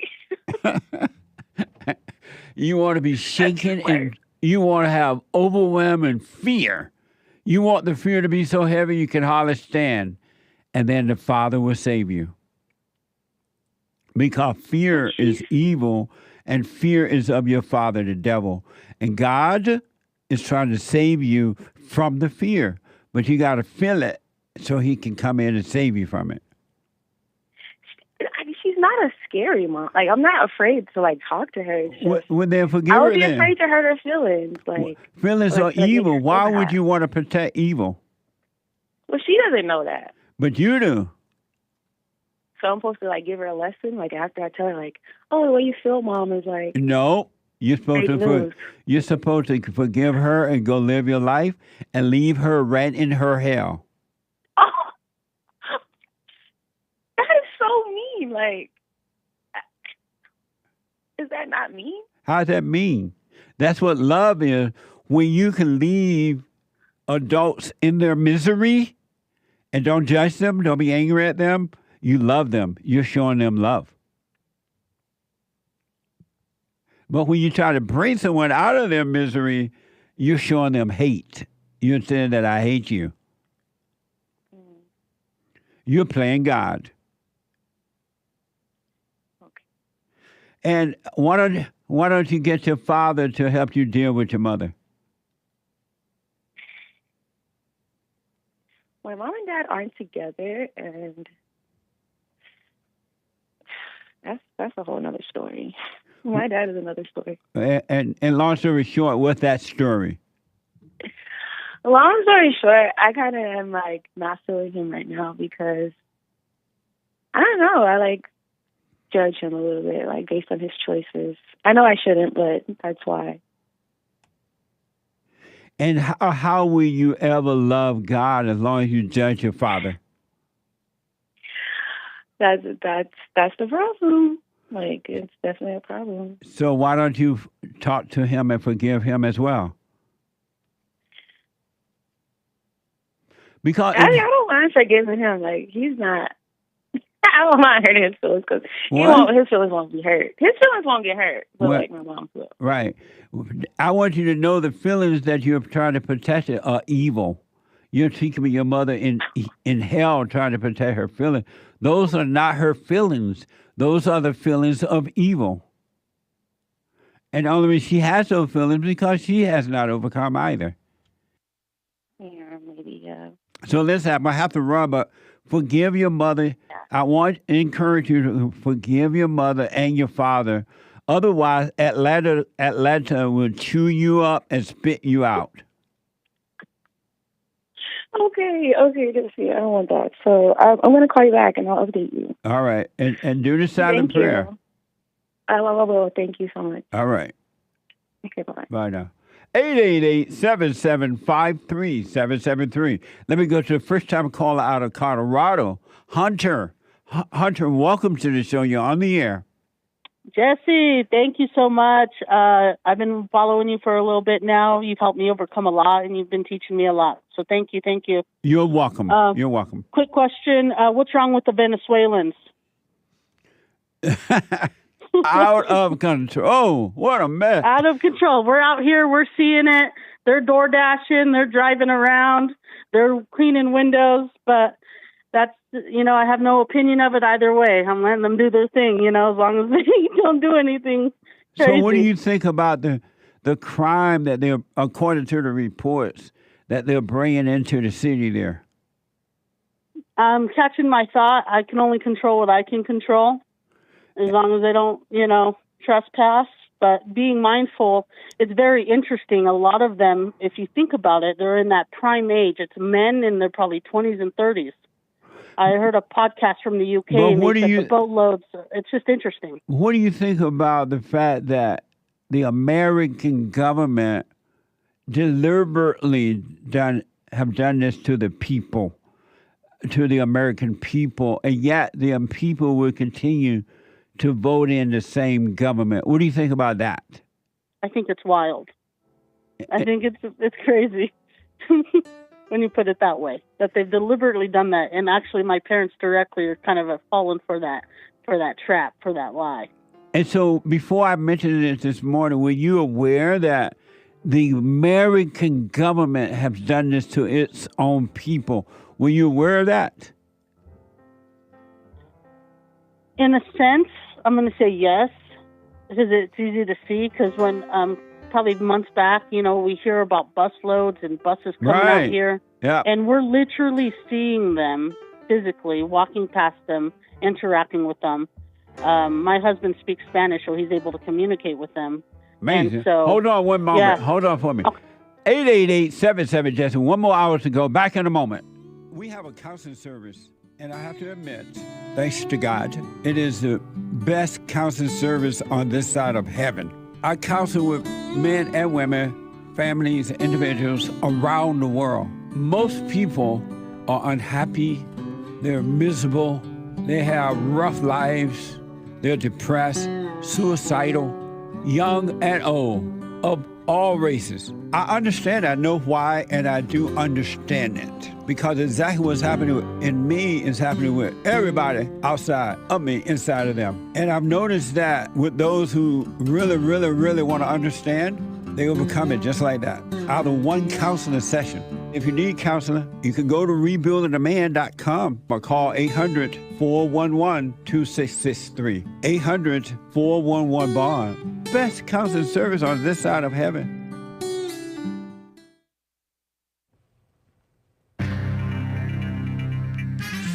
A whole lot of mess going on in the world. I have more on that Typhoon Shanshan, if you're interested, even if you're not. Over in Japan, what's the difference between a typhoon and a hurricane? I don't know. And Google versus Yelp, crazy lawsuit, sort of interesting. And liberal singers hate Trump. What else is new? And Russia has a stop list. Don't come here. It includes Obama. Nice. Based Russia. No, I don't, whatever. Don't care. Anyway, and also the Paralympics are ongoing if you're interested, and even if you're not. This is the end of our 2 already. Bible Thumper Thursday, guys. August 29th, Happy Men's History Month, AD 2024. We're in the last few days here of Men's History Month. Let's see if we can make it count. After the Jesse Lee Peterson Show, thehakereport.com.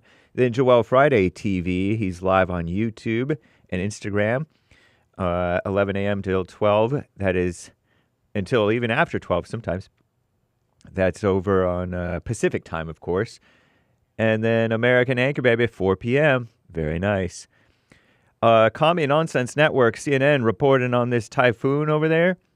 Lashing the Kyushu Island with hurricane-force winds, torrential rain, dangerous storm surge. Hundreds of flights been canceled over there in Japan. Bullet train service has been suspended. Major companies like Toyota, you know, the car company that makes cars, they have factories here in America and Mexico, I think, or they used to.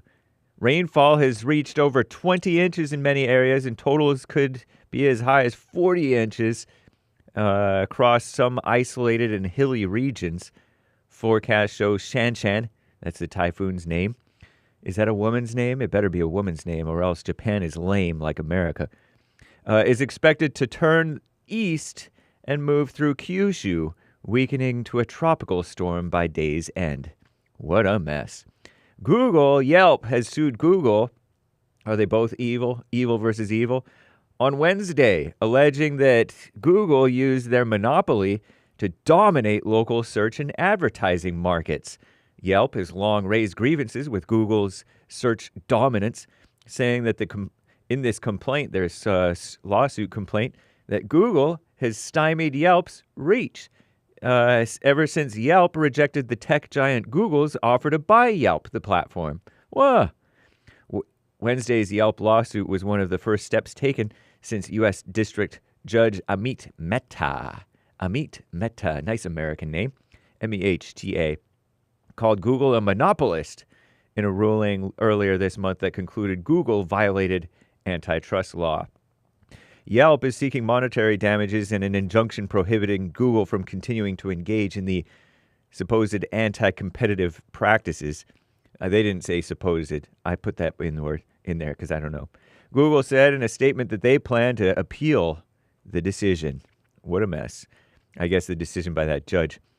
Anyway, Beyoncé, Celine Dion, and Foo Fighters, bunch of lame-o liberals. Can they stop the Trump campaign from using their music? It's complicated. Can't really do it. Do they even own their stuff? Several artists have objected to the use of their music, several meaning at least a few, by the Trump campaign, objected on some level or commented about it. Some actually may have grounds to take legal action. What a mess.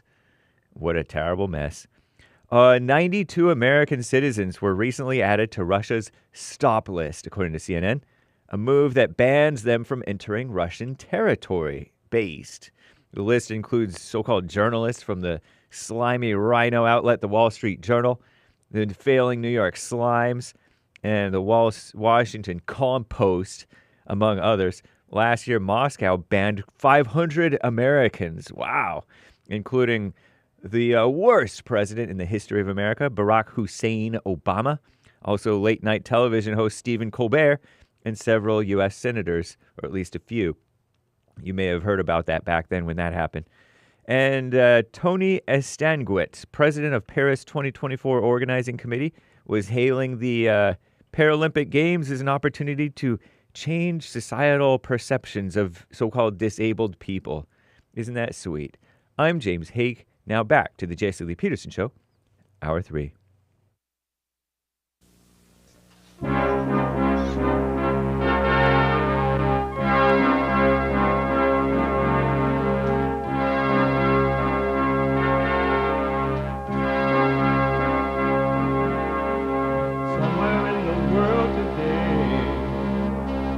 Got to stand up strong, face the truth about themselves, to understand what's been wrong. I know we can find a way. I know we can find a way. I know we can find a way to stand up, stand up.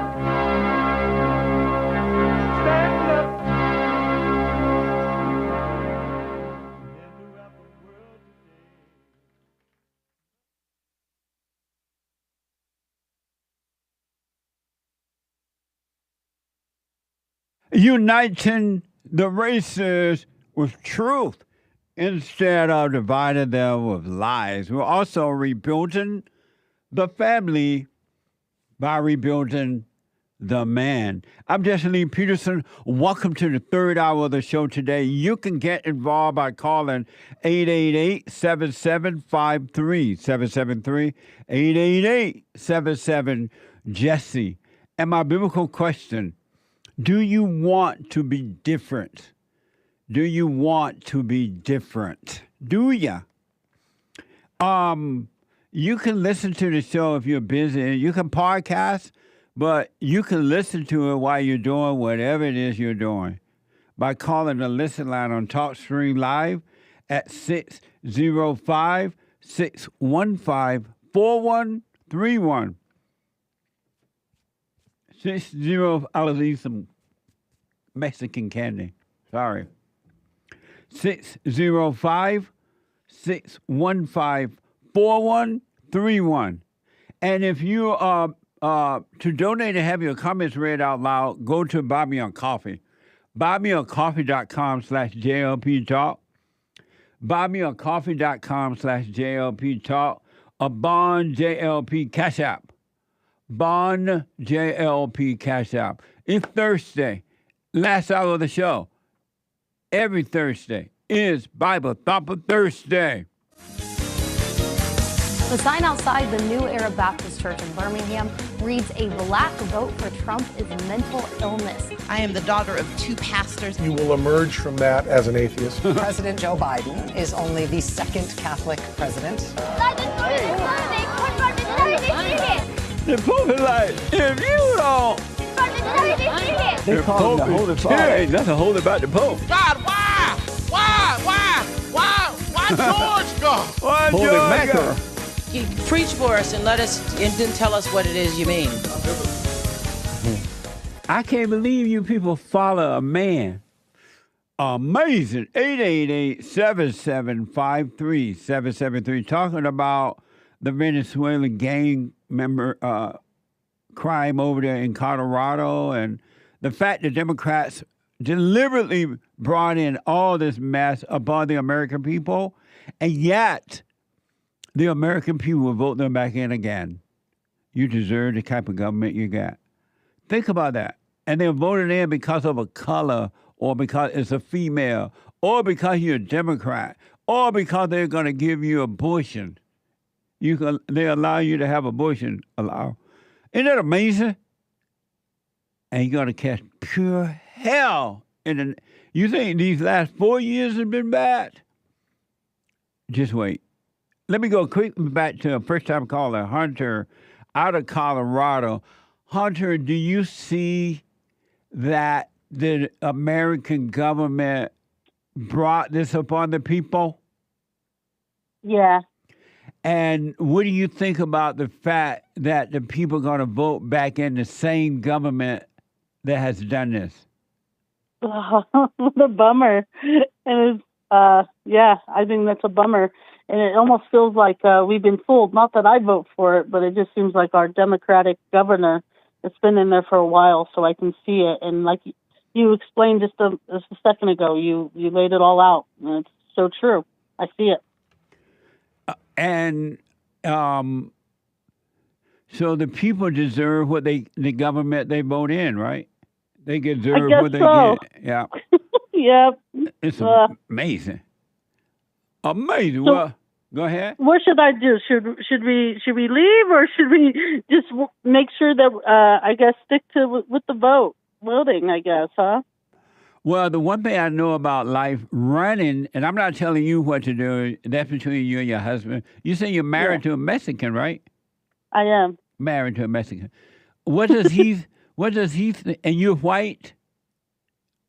American, kind of American Hispanic. Yeah. I'm sorry. American Hispanic. Oh, I see. What does your husband, think about the fact that the Democrats opened the border, did nothing for America in the last 4 years, sent the money to everywhere but America? They have deliberately set us up for this. What does your husband think about this? He sees it too.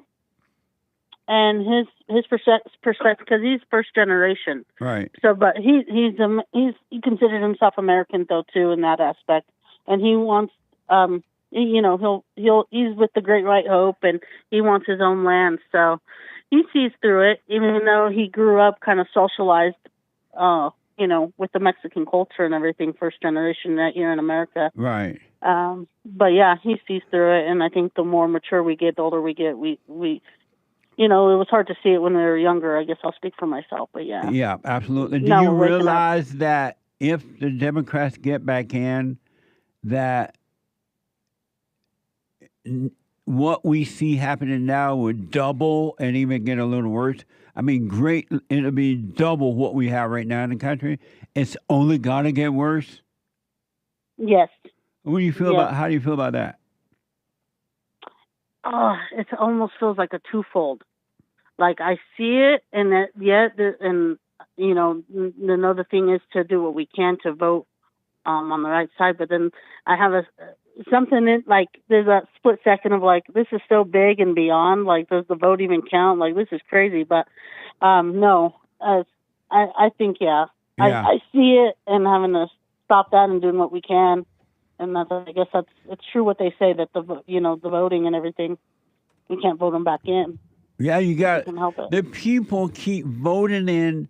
It's like being in a bad marriage, and the marriage is bad, and yet you stay in the marriage, and the devil's telling you somehow or another you're going to make it right. Somehow or another he's going to change, or she's going to change. Somehow or another, you still listen to evil, and evil only lied to you, set you up to make it worse, because evil will deceive you every time, and it will turn on you. And so the people keep voting back the same people because evil is telling them that somehow or another it's going to be better this time. And it won't be better. It's never going to get better. 100%. Well, I guess what you have to do is just let the folks know, try to warn them, but you stay with working on yourself so that through it all you could be protected. 100%. Yep, I see it. Thank you so much. It's good to hear from you, Hunter. Call me again. Yeah, appreciate it. Good to talk to you. Have a good one. All right, now. 888-7753-773. 888-77-JESSE. Rick out of Hampton, Virginia. Rick, welcome to the show. You're on the air. Rick. No, Rick. What the? 888-77, no Rick. I went to Rick, because normally Rick called in late in the last minute, and I'm like, I'm going to take Rick this time. And he doesn't even answer. What the? I think Rick lay his phone down and go to the toilet somewhere. I'm not sure. Aaron is out of Maryland. Let's see here. Blah, blah, blah, blah, blah. Aaron, welcome to the show. You're on the air. Hey, Jesse, how are you? All is well. Thanks for calling. No problem. Hey, I called. I had a couple of comments, and then I'd Have like someone to get line one out there for me. Hello? Go ahead, Aaron. Oh, I said I had a couple of comments, and then I'd like to answer the biblical question. Okay.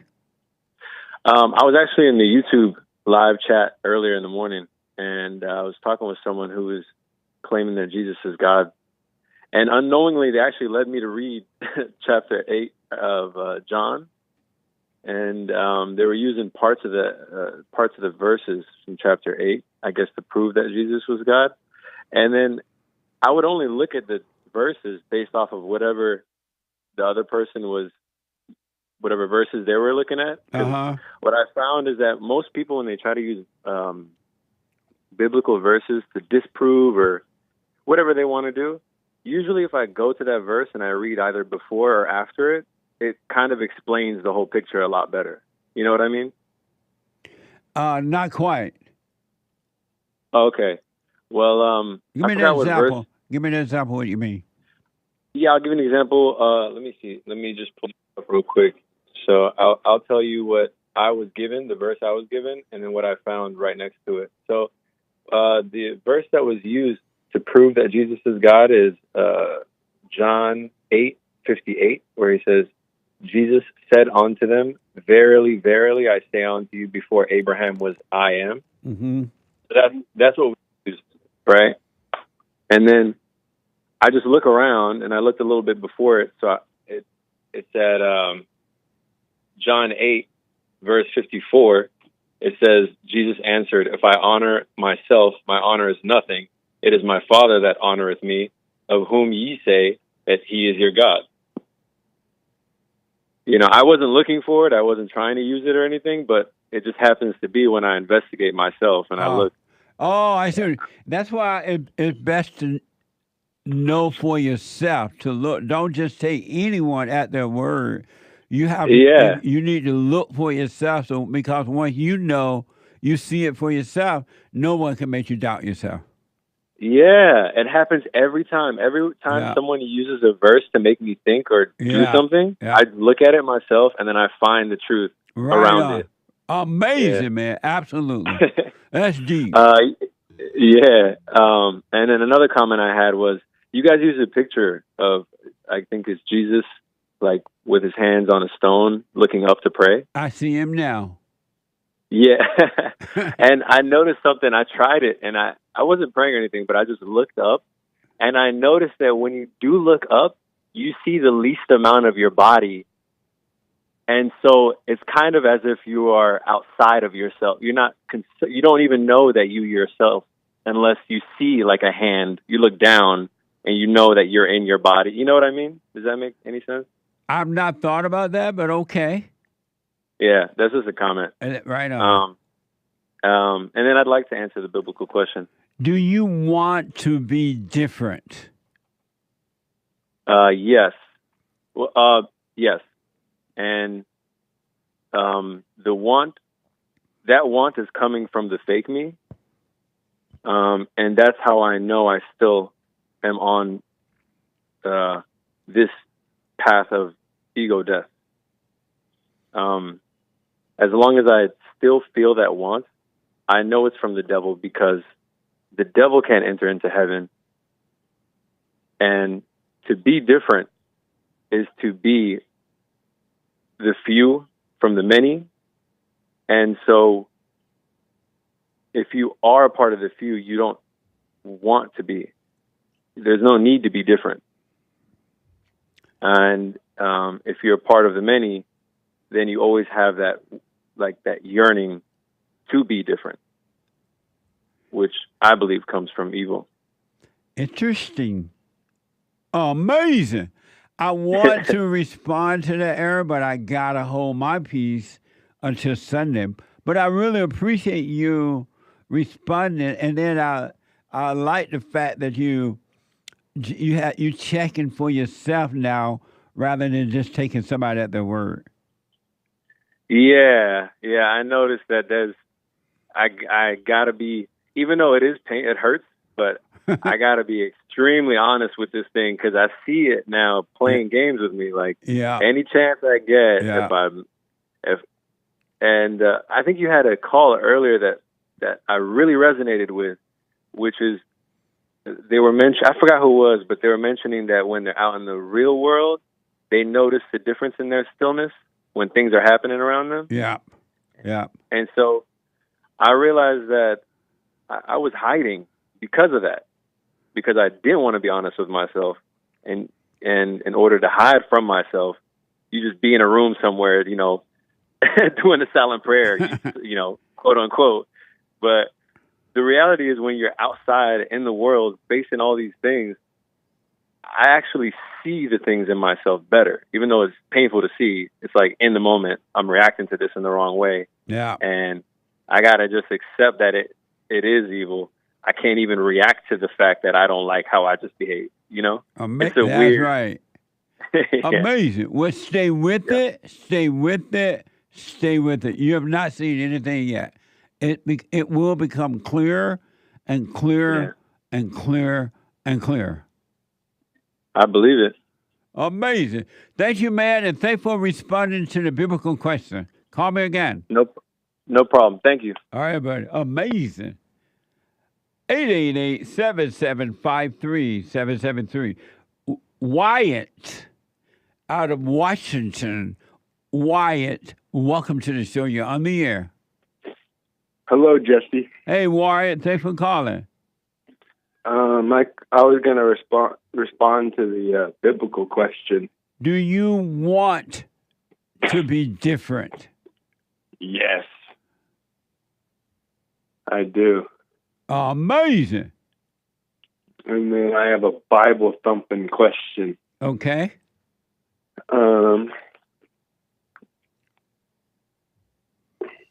How do you know that speaking prayer is useless when Jesus told us to pray in a certain way?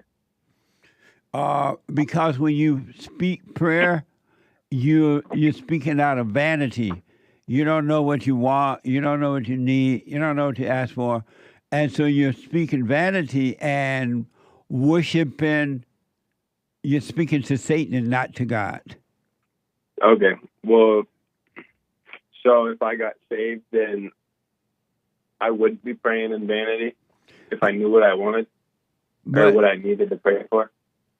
Repeat that. If I got saved, would it still be in vain? What does that mean, you got saved? Like, if I was, if I had the Spirit in me, like, I was, I don't know. If you return to the Spirit of God, you would never have to ask for another thing. Then why did Jesus tell us to pray in a certain way? Well, the silent prayer is the prayer, because if you really listen to the Lord's Prayer, it is the silent prayer. You're recognizing God. You know of yourself. You can do nothing. You let go. And that's what the silent prayer is all about. Letting go and letting the Spirit of truth take over. Okay. Thank you. You're welcome, buddy. Stay with it. Thanks for responding to the biblical question. Yes. Thank you, Jesse. Bye. All right, buddy. 888-7753-773. Let me go to Ron out of Texas. Ron, welcome to the show. You're on the air. Hey, Uncle Jesse. How's it going? All is well, Ron. Good. That's good to hear. Thanks for calling. I want to do some Bible thumping. Okay. But I want to first address Ronnie from Ohio. He wanted the next time I call in to tell you what I agree with you on, since I call in and disagree with you. I don't know anything about that. Yeah, it was super chat about maybe a month ago. Oh, so Ronnie from Texas. Oh. He wanted to know what I agree with you on. Ronnie from Texas? No, Ronnie from Ohio. I'm sorry. Oh. Okay, so you want, real fast, because that's kind of for other shows, but you want to tell me what you agree with me on? Yeah, before I get to the Bible thumping, I agree with you that the great white hope is the great white hope. Right on. Thank you. All right. Now, Bible thumping. Amazing. Isaiah 45:7. God said, I form the light and create darkness. I make peace and create evil. I, the Lord, do all those things. Do you believe that? And your point is what? I'm just asking, do you believe what the Most High just said when he creates evil? Maybe, but your point is what? To point out the fact that the Most High is all powerful. There's no evil that that goes on that he didn't create.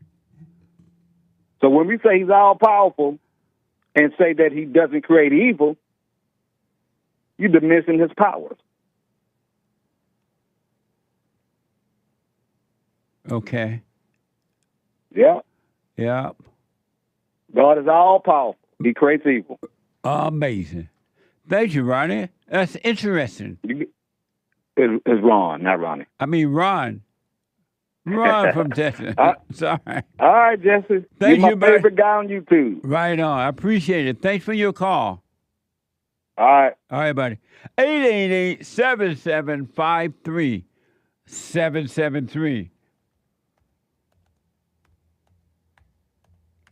Let me go to Sweden. There's one line open, 888-77-JESSE. Let me go to Sweden and talk to Philip. Philip, welcome to the show. You're on the air. Hi, Jesse. How are you doing? All is well, Philip. Thanks for calling. Thanks for letting me on. You know, I listen to you on and off, but you keep following me, you know, in my life in this journey, and it's really refreshing to have some. I've heard some other callers say, have some Jesse, even though, you know, we shouldn't have. Heard around the world by everybody and their mama. Yeah. Well, I just want to let you know I appreciate you. That's basically Thank you, what man. I say. And Thank my you. question is, so I thought about this. I've never heard you talk about it, so anyone ask you, if you could go back in time, I know you don't do ifs, but let's say you go back in time, you see your 18-year-old self, would you approach yourself and give it advice, or would you even approach yourself? Would you let yourself suffer? What would you do in that case? That's an interesting question. I don't know, and I wouldn't know until something like that would happen, because the one thing I know for sure and without a doubt, I never know what I'm going to do until it happens. And so I can't even make up something because I wouldn't know. I understand. But that's an interesting question, man. I never thought of that before. Yeah. Maybe it's a more of a intellectual kind of, you know. Yeah. It doesn't really, it doesn't really matter the answer, but maybe it's more of a ego thing to. It's fun to think about. I understand. No, I have no idea because I know that I don't know what I would do. And that's why I don't even do ifs, because no one knows what they're really going to do until it happens.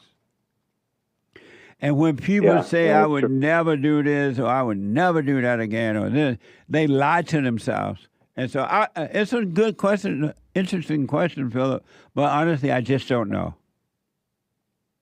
You know, when I was holding on call yesterday, I called in yesterday, but you can get on. But now, I thought about another question. You said, you talk about you better forgive now because you don't know, when you drop your body, you're going to get stuck in the state that you drop your body. And yes. I just want to know, how did you? I guess I don't see that. I can't see how we live in this world would affect our soul afterlife world or whatever. Because in my world it would be because you are a spirit, and if you drop your body in the spirit of darkness, you don't know if you're going to get a chance to come out. So the best thing to do is to do it while you're alive. And so if you drop your body in the light, you're going to be in the light already. But if you drop your body in the darkness, there's no proof that you're going to come out of the darkness. All you have is right now. But is this something that you've seen for yourself, or you think this is how it is, or how? Like, do you know this to be true for yourself? I know that I would not want to take the risk of dropping my body in the spirit of darkness. That's for sure. Oh, okay. So you don't really know, but you rather don't take that risk.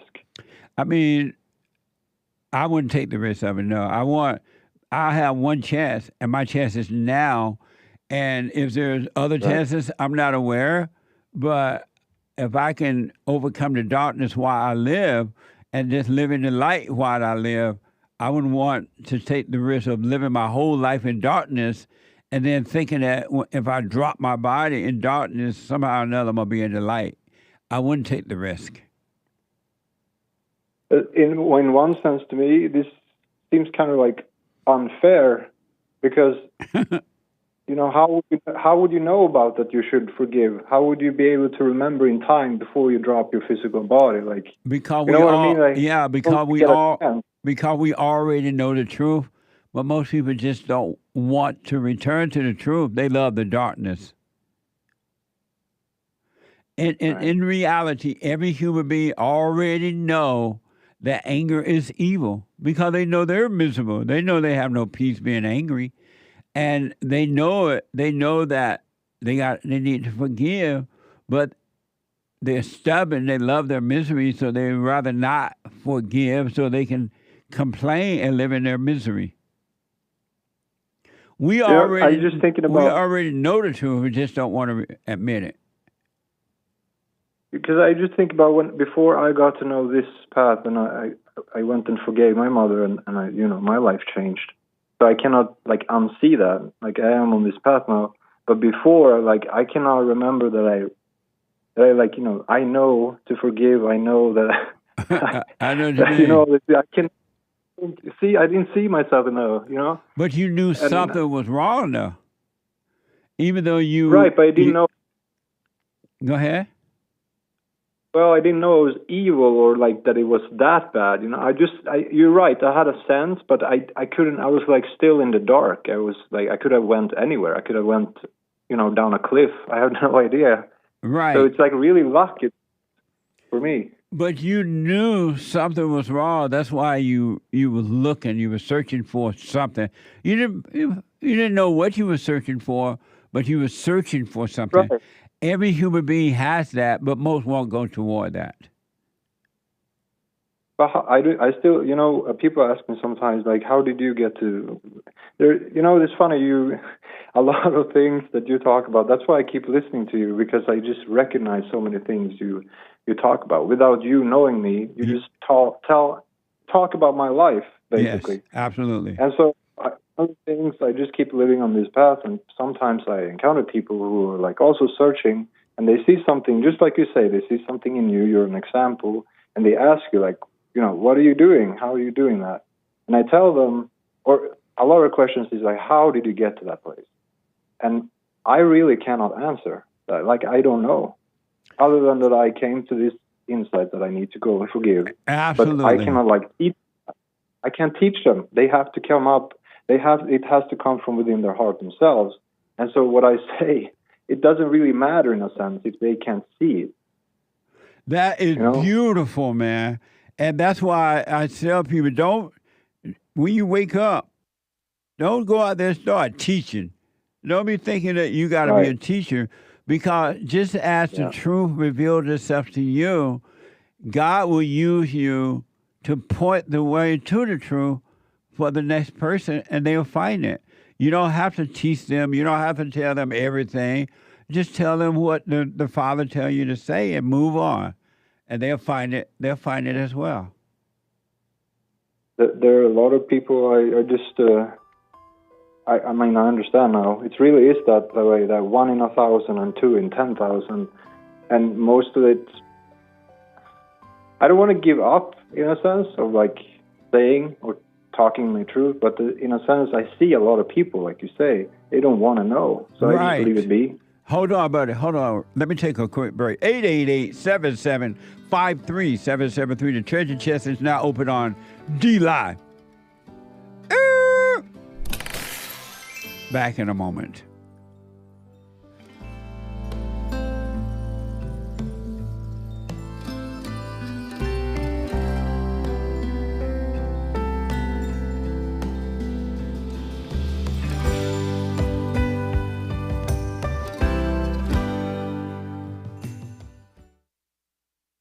So I asked the question, are you better than a child molester?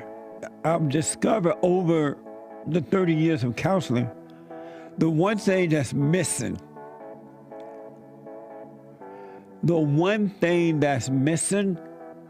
and I think because it's not taught in the homes or talked about, we don't have examples of it, right, is love. Our theme this year is to bring back Christianity, to love God with all our heart, soul, and might, our neighbor as ourselves, and to endure. And when you're in a fallen state, people will judge the molester but think they're better than the molester. And I ask, well, why do you think you're better? When I realized it doesn't matter what you think about yourself or how much you have or don't have or how you accomplish things in life or don't. If you have no love, you have nothing.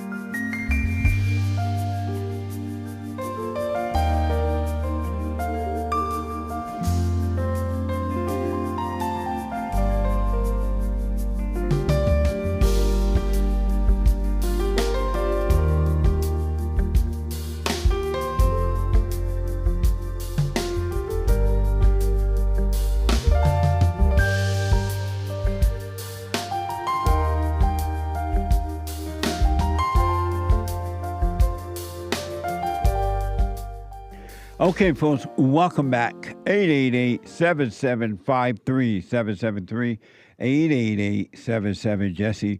The Hake Report is coming up. HAKE Report is coming up at the top of this hour. And James Hake, the guy with the good hair, is on fire. And he white. He white, and he's not afraid of the blacks. He love all, so he has no fear. The Hake Report.com at 11 a.m. from 9 to 11 a.m. First-time callers, check him out if you have not heard it. And then after the Hake Report, Joel Friday TV. He black. And Joel Friday's on fire too. What the? You don't want to miss it. And at 12 noon, the American Anchor Baby. The American Anchor Baby. A genius, full of fire, full of energy, and he takes you on a ride. Not a pot ride, not a fentanyl ride, but on a real plane. He know how to fly. He learned to fly on Google. So you are safe on his plane. What the? And don't forget social media. Y'all know how to social media, right? Follow, subscribe, ring the bell. JLP Talk on X. Jesse Lee Peterson on Instagram. We're on Rumble. You got to know how to rumble.com. And Cozy, C-O-Z-Y, .tv, where Christ is King. Over on Cozy, you can find Christ. Amazing. So listen, thank you all for your support. I do appreciate it. Rebuilding the Man, go over there to rebuildingtheman.com, make a donation. Rebuildingtheman.com or call 800-411-BOND. 800-411-2663. I want to go quickly back to Philip and just finish up with Philip out of Sweden. So, Philip, and just add, you're right Don't try to teach. You be an example. And just like Satan control your tongue to make you think and do the thing you don't want to, God will control you God will control you, and He will give you the right words to say to the people or person who want to know the truth. It'll happen naturally. Yeah. That's kind of what feeds into my first question there, the hypothetical one with what would you do to approach yourself. Sometimes I see, even with myself too, if I were to answer my own question, I think I would let myself just be, and I did really suffer before I find this, and I think that was a good thing. I mean, not a good thing, but it apparently it helped me, right? In a sense, I think I needed it, so that because I truly also see that what you say about the human heart is truly evil. Like it's so clear to me, and I see it in myself how it is so wicked, and I mean, that's why the pain probably needed. So for me, I probably would have just let myself suffer, and because obviously that's what got me here. But then there's just one thing with that. It's not exactly the truth, because I see people that suffer all the time and they don't wake up. So it's not the whole answer either. My honest answer is what you come to at the end of the day, going around this whole circus of intellectual reasoning, is just that I really don't know why I'm here. I don't know how to get here, how to teach others to get there. I don't know. I have no idea. Beautiful. I'm just here now. That's all I know. Beautiful. So, yeah. And you're right. In the Bible it says salvation is of the heart. Salvation is of the heart. And that is because human beings are wicked to the core. There are no words to express the depths of how evil human nature is. There are no words. And that's why God changes the heart of mankind. Yeah, it sometimes just leaves me speechless how people can behave. Yes. And it just makes me brain dead almost. It's just you cannot even interpret some of the actions people do. I know. So beyond. Yeah.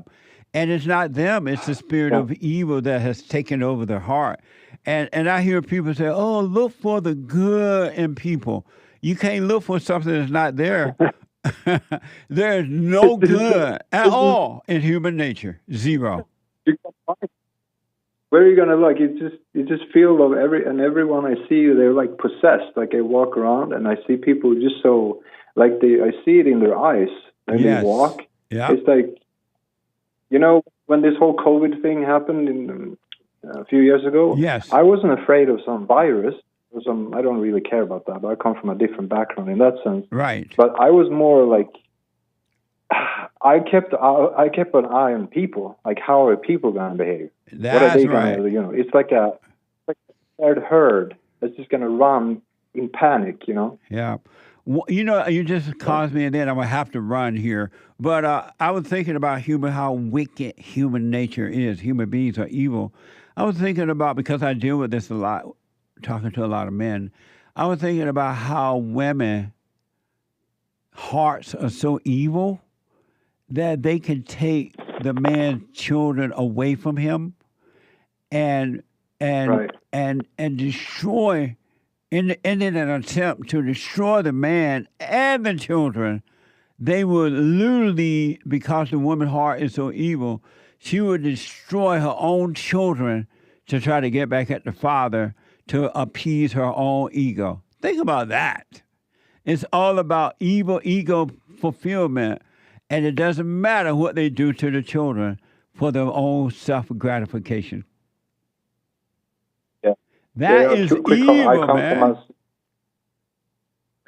Single mother, I've seen all what you talk about when it comes to women too. Yeah, it's that's also crazy. But ultimately, men are the same. We need to step up.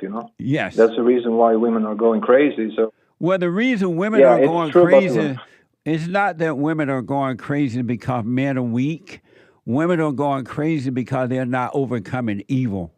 Because if men never woke up, the woman can overcome evil too if she just look at herself and admit that she has it, that she is angry.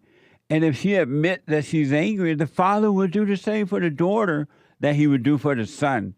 So that's why women are evil, because if all men woke up and the woman just decides she's not going to admit she's evil, she's not going to wake up. So it's not based on the man, it's on her. It's true, but then you read in the Bible, there's some verse like when there wasn't it Jesus that was told, go look for a God-fruitly woman or something, and he found none, and then he found one man. Yeah, he so found... like in reality, you're gonna find a woman, probably not, but yeah, I see your point. They all have the freedom. Yes, but I just think that if men woke up, we wouldn't have a chance to go crazy. We would just put a stop to They it. definitely will have a better chance, especially if their fathers were awake while raising the children, and he would protect them from the mother. Then the woman would be fine. But I gotta run, Phil. Amazing call, man. I appreciate it. Thank you. Thank you. I really appreciate you, and I keep listening. All right. I will. Thank you, buddy. Yeah. Around the world, it's the same everywhere. Everywhere, it's the same spirit. Evil is evil in every human being. Every human being. There's not one. If you want to be free, you must be born again. Ain't no way around it. Everyone who's born of the woman must be born of the Father if you want to be free, if you want to have perfect peace right here on earth. If you want a pure heart, you must return to the Father. You can be Allah, Uaba, Catholic, whatever. Until you drop that anger, you're going to suffer. Ain't no way around it. Super chat. Super chats. Over on buymeacoffee.com/JLP Talk. C on C. Jesse Love. I'm like the Bachelorette. Give me red rose, not my favorite like lilies are, but I'll take it. Musical note emojis. I guess it's a song. I don't know the melody. And I got 3 lovers, and I ain't ashamed. I love them all the same. Well, I got 2 lovers, and I ain't ashamed. 2 lovers, and I love them both the same. Let me tell you about my first love. She treated me good like a lover should. I love her. I really, really love her. Amazing. Thank you, Sion. Lilacs in New York on X. JLP Talk on X. JLP Talk. Hello, X. People are totally group thinkers now. You are so right when it comes to your question, do you want to be different? I grew up super independent, and while I got so heavily involved in communism, Facebook, Instagram, I found over the course of 10 years I became a group thinker. I'm slowly finding my way out of that mess. That's what happened when you can see you. When you can see what's going on inside of you, you can overcome. You can overcome. Amazing. Thank you. C on C with another coffee. You not concerned when you don't hear from me. Forlorn emoji. Who is not concerned? You. I am. Oh. What the? I am concerned, Sion. What the? Amazing. Oh, my Why did she say I'm not concerned? She's in her head. Typical woman.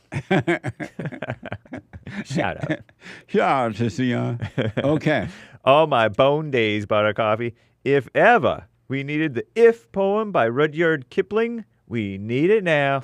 If ever I needed you, Lord, I need you now. And you ask for the If poem, here it is. Kipling. If you can keep your head when all about you are losing theirs and blaming it on you, if you can trust yourself when all men doubt you, but make allowance for their doubting too, if you can wait and not be tired by waiting, or being lied about, don't deal in lies. Or being hated, don't give way to hating, and yet don't look too good, nor talk too wise. If you can dream and not make dreams your master, if you can think and not make thoughts your aim, if you can meet with triumph and disaster and treat those two impostors just the same, if you can bear to hear the truth you've spoken, twisted by knaves to make a trap for fools, or watch the things you gave your life to broken, and stoop and build them up with worn-out tools, if you can make one heap of all your winnings and risk it on one turn of pitch and toss, and lose and start again at your beginnings and never breathe a word about your loss, if you can force your heart and nerve and sinew to serve your turn long after they are gone, and so hold on when there is nothing in you except the will which says to them, hold on. If you can talk with crowds and keep your virtue, or walk with kings, nor lose the common touch, if neither foes nor loving friends can hurt you, if all men count with you, but are none too much, if you can fill the unforgiving minute with 60 seconds worth of distance run, yours is the earth and everything that's in it. And, which is more, you'll be a man, my son. Amazing. That poem is so deep. It's the New Testament all the way. And once you overcome that anger and you get to see yourself, pay attention, you will be able to do it. You'll be able to live that way. And you'll have nothing to do with it. I'm telling you, but you got to drop the anger. You got to see what's going on inside of you. You are your own enemy. Not the world. The world out there is not your enemy. You are your own problem. Really. Really. It's inside of you. What the? Amazing. Thank you. Thank you, All My Bone Days, for your coffee. Oh, my bone day. Never seen that. Look what you did. Age of Inversion with a rumble rant. Jesse, Venezuelan gangs controlling apartment complexes is just who we are in a rules-based order of our values in our democracy. Trademark. Small price to pay to get a utopia. Amazing. Thank you. I don't quite understand, but okay. I think it's sarcasm. Oh. Thank you for the sarcasm. It's bitter satire. Thank you. Age of Inversion. High IQ. Yeah. Chris Person, 77, 3 coffees. Biblical question response. Do you want to be different? Do you want to be different?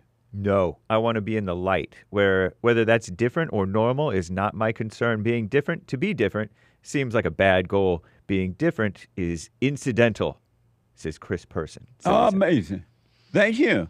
Interesting. I'll put my 2 cents in on Sunday. Heart Demand Coffee. The difference between human and animals? The animals will never let another dumb animal to lead them. What's your idea about it, Jesse? Triple question mark. Animal and human natures are the same. No life. Amazing. Thank you. He also says, God bless you and the crew. Thanks, hands emoji, and Trump all the way. American flag.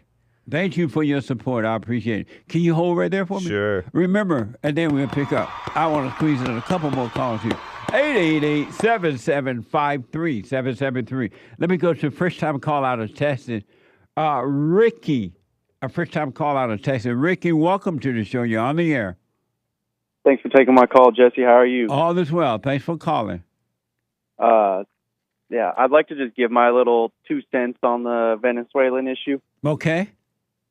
So I'm in Ennis. It's a little outside of Dallas, and I go to this racetrack. It's the oldest racetrack in the country, actually, and it's a little bit of an ongoing joke within the racing community because slowly over time in the last 4 years, there's been more and more like of this group showing up and playing real loud music and partying and throwing glass bottles all over the place and making a mess. And everyone started to realize that they're all Venezuelan. And it's like a invasion of the racetrack, and it's no longer become a racetrack. It's just a party zone for them. and now the racetrack's been closed by the fire marshal because there was over like 3,000 there, and it went over capacity, and it was like it's super dangerous. Not only there, Amazing. but yeah, it's crazy. But just imagine how many of those people are going to turn right around and vote for the Democrats again. Yeah, they will, absolutely. Yeah. And, I know it's for sure the Democrats' fault that they flooded the border. Biden literally said, flood the border. Everybody knows it, man. Everybody knows it. And you don't need the media. Anyone to tell you. Every human being in America know this. And yet they're going to vote right in the Democrats again. The people get the type of government they deserve. Yeah.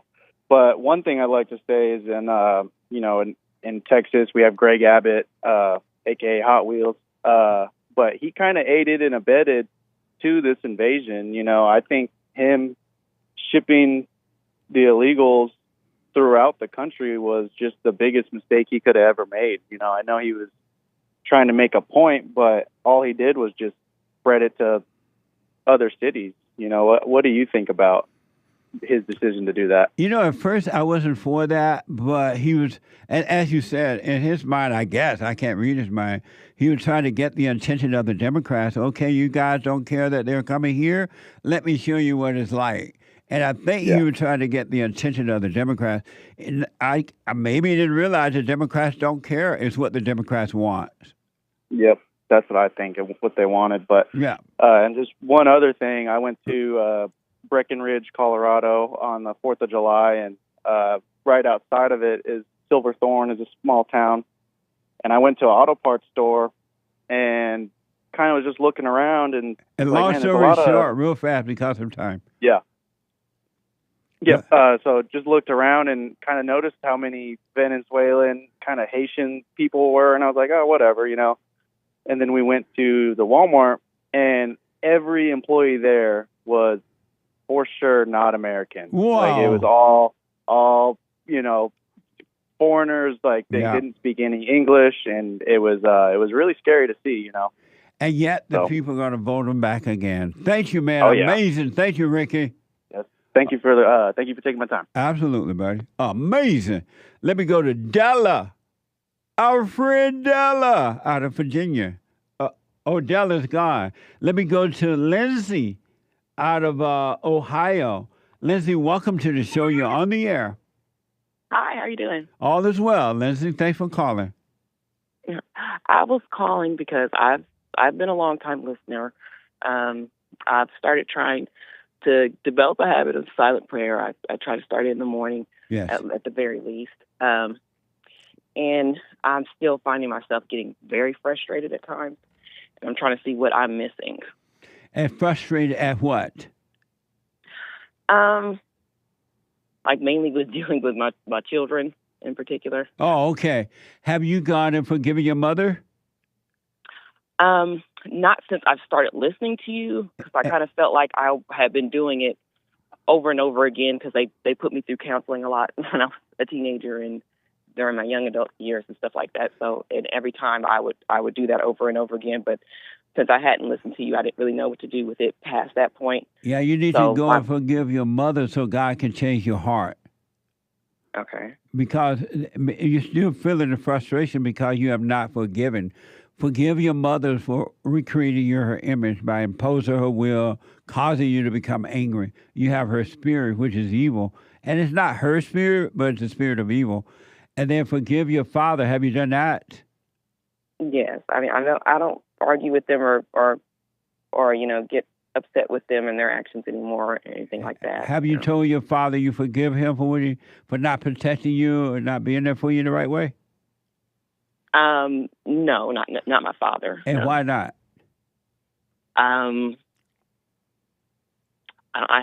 hadn't thought of that. I guess I thought to do so with my mother, but not with my father. Yeah, before you can enter into the kingdom of heaven within, right here on earth, because the kingdom is inside of us and it's above. But before you can enter in, you must admit to yourself that you know what, I have this anger and I'm wrong. Because anyone that has anger playing God, I'm wrong. And then forgive your mother and forgive your father, and God will forgive you. And He's going to start changing your heart.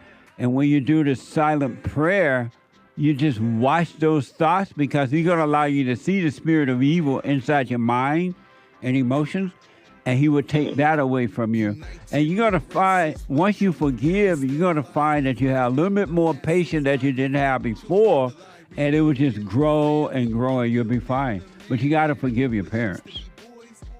Okay, so I'm kidding myself when I say that it's getting better. Well, you won't need to say that it's getting better. You'll see that you're free from it. There's no such thing as getting better. You're going to be overcoming evil with good because your heart has changed. Okay. But you got to forgive your mother. Do the silent prayer. Watch those thoughts. Don't call them you. And forgive your parents. Can you call me back tomorrow? Is that possible? Sure. Call me tomorrow, and I want to finish up with you. I'm running out of time here now. And then when you call me, remind the person that answered that I asked you to call, and I'll take you right away. Okay. All right. Lindsay, thank you, and forgive your parents. Face your mother. Okay. All right. Bye now. Hey, I'm out of time. I started to give out the number again, but I'm out of time. The Hake Report is coming up now. TheHakeReport.com. And then after the Hate Report, Joel Friday TV at 11 a.m. Joel Friday TV. And then after that, the American Anchor Baby at 4 p.m. Pacific time. Listen, folks. If you want to be free, you got to work on you. All of your problems, if you want to call them problems, are inside of you. They're not out there. They're in you. Other people's problems are inside of them out there, but not you. Your problems are inside of you and so are other people. And you can overcome the world by overcoming anger, overcoming the thoughts and feelings. All right. Do the silent prayer. rebuildingtheman.com/prayer. rebuildingtheman.com/prayer. And forgive your mothers. Ain't no way around it. Forgive your mothers and your father, all human beings. All right? And you'll be fine. Ray, out of forgetting, poor Ray.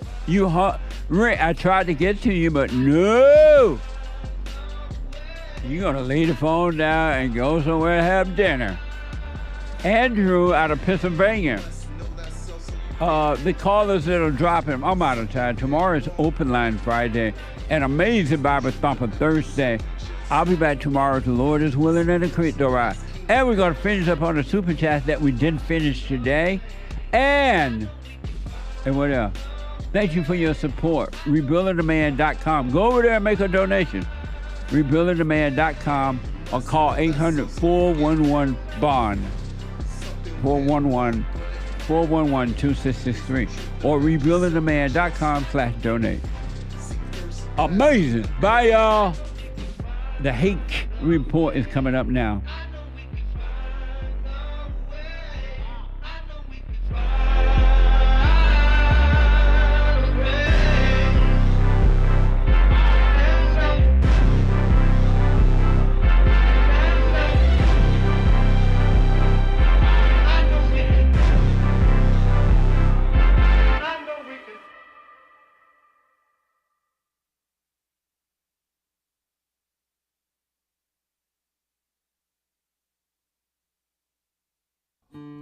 We have a counseling service, and I have to admit, thanks to God, it is the best counseling service on this side of heaven. I counsel with men and women, families, individuals around the world. Most people are unhappy, they're miserable, they have rough lives, they're depressed, suicidal, young and old, of all races. I understand, I know why, and I do understand it. Because exactly what's happening in me is happening with everybody outside of me, inside of them. And I've noticed that with those who really, really, really want to understand, they overcome it just like that, out of one counseling session. If you need counseling, you can go to rebuildingtheman.com or call 800-411-2663. 800-411-BOND. Best counseling service on this side of heaven. I read or heard that some Republicans are starting to pull their advertisements from Google or whomever, right? because so many conservatives are being shut down, discriminated against, shadow banned, and all that kind of stuff. So conservatives are starting to fight back. It is happening to us too. I'm just taking it one day at a time. But you can go to jlptalk.com and find all the ways to support us. You can check out rebuildingdemand.com and support our nonprofit organization. You can call 800-411-BOND, 800-411-2663. And don't forget to like, subscribe, follow, share, and study. And also, we have thefallerstate.tv. Ring the bell.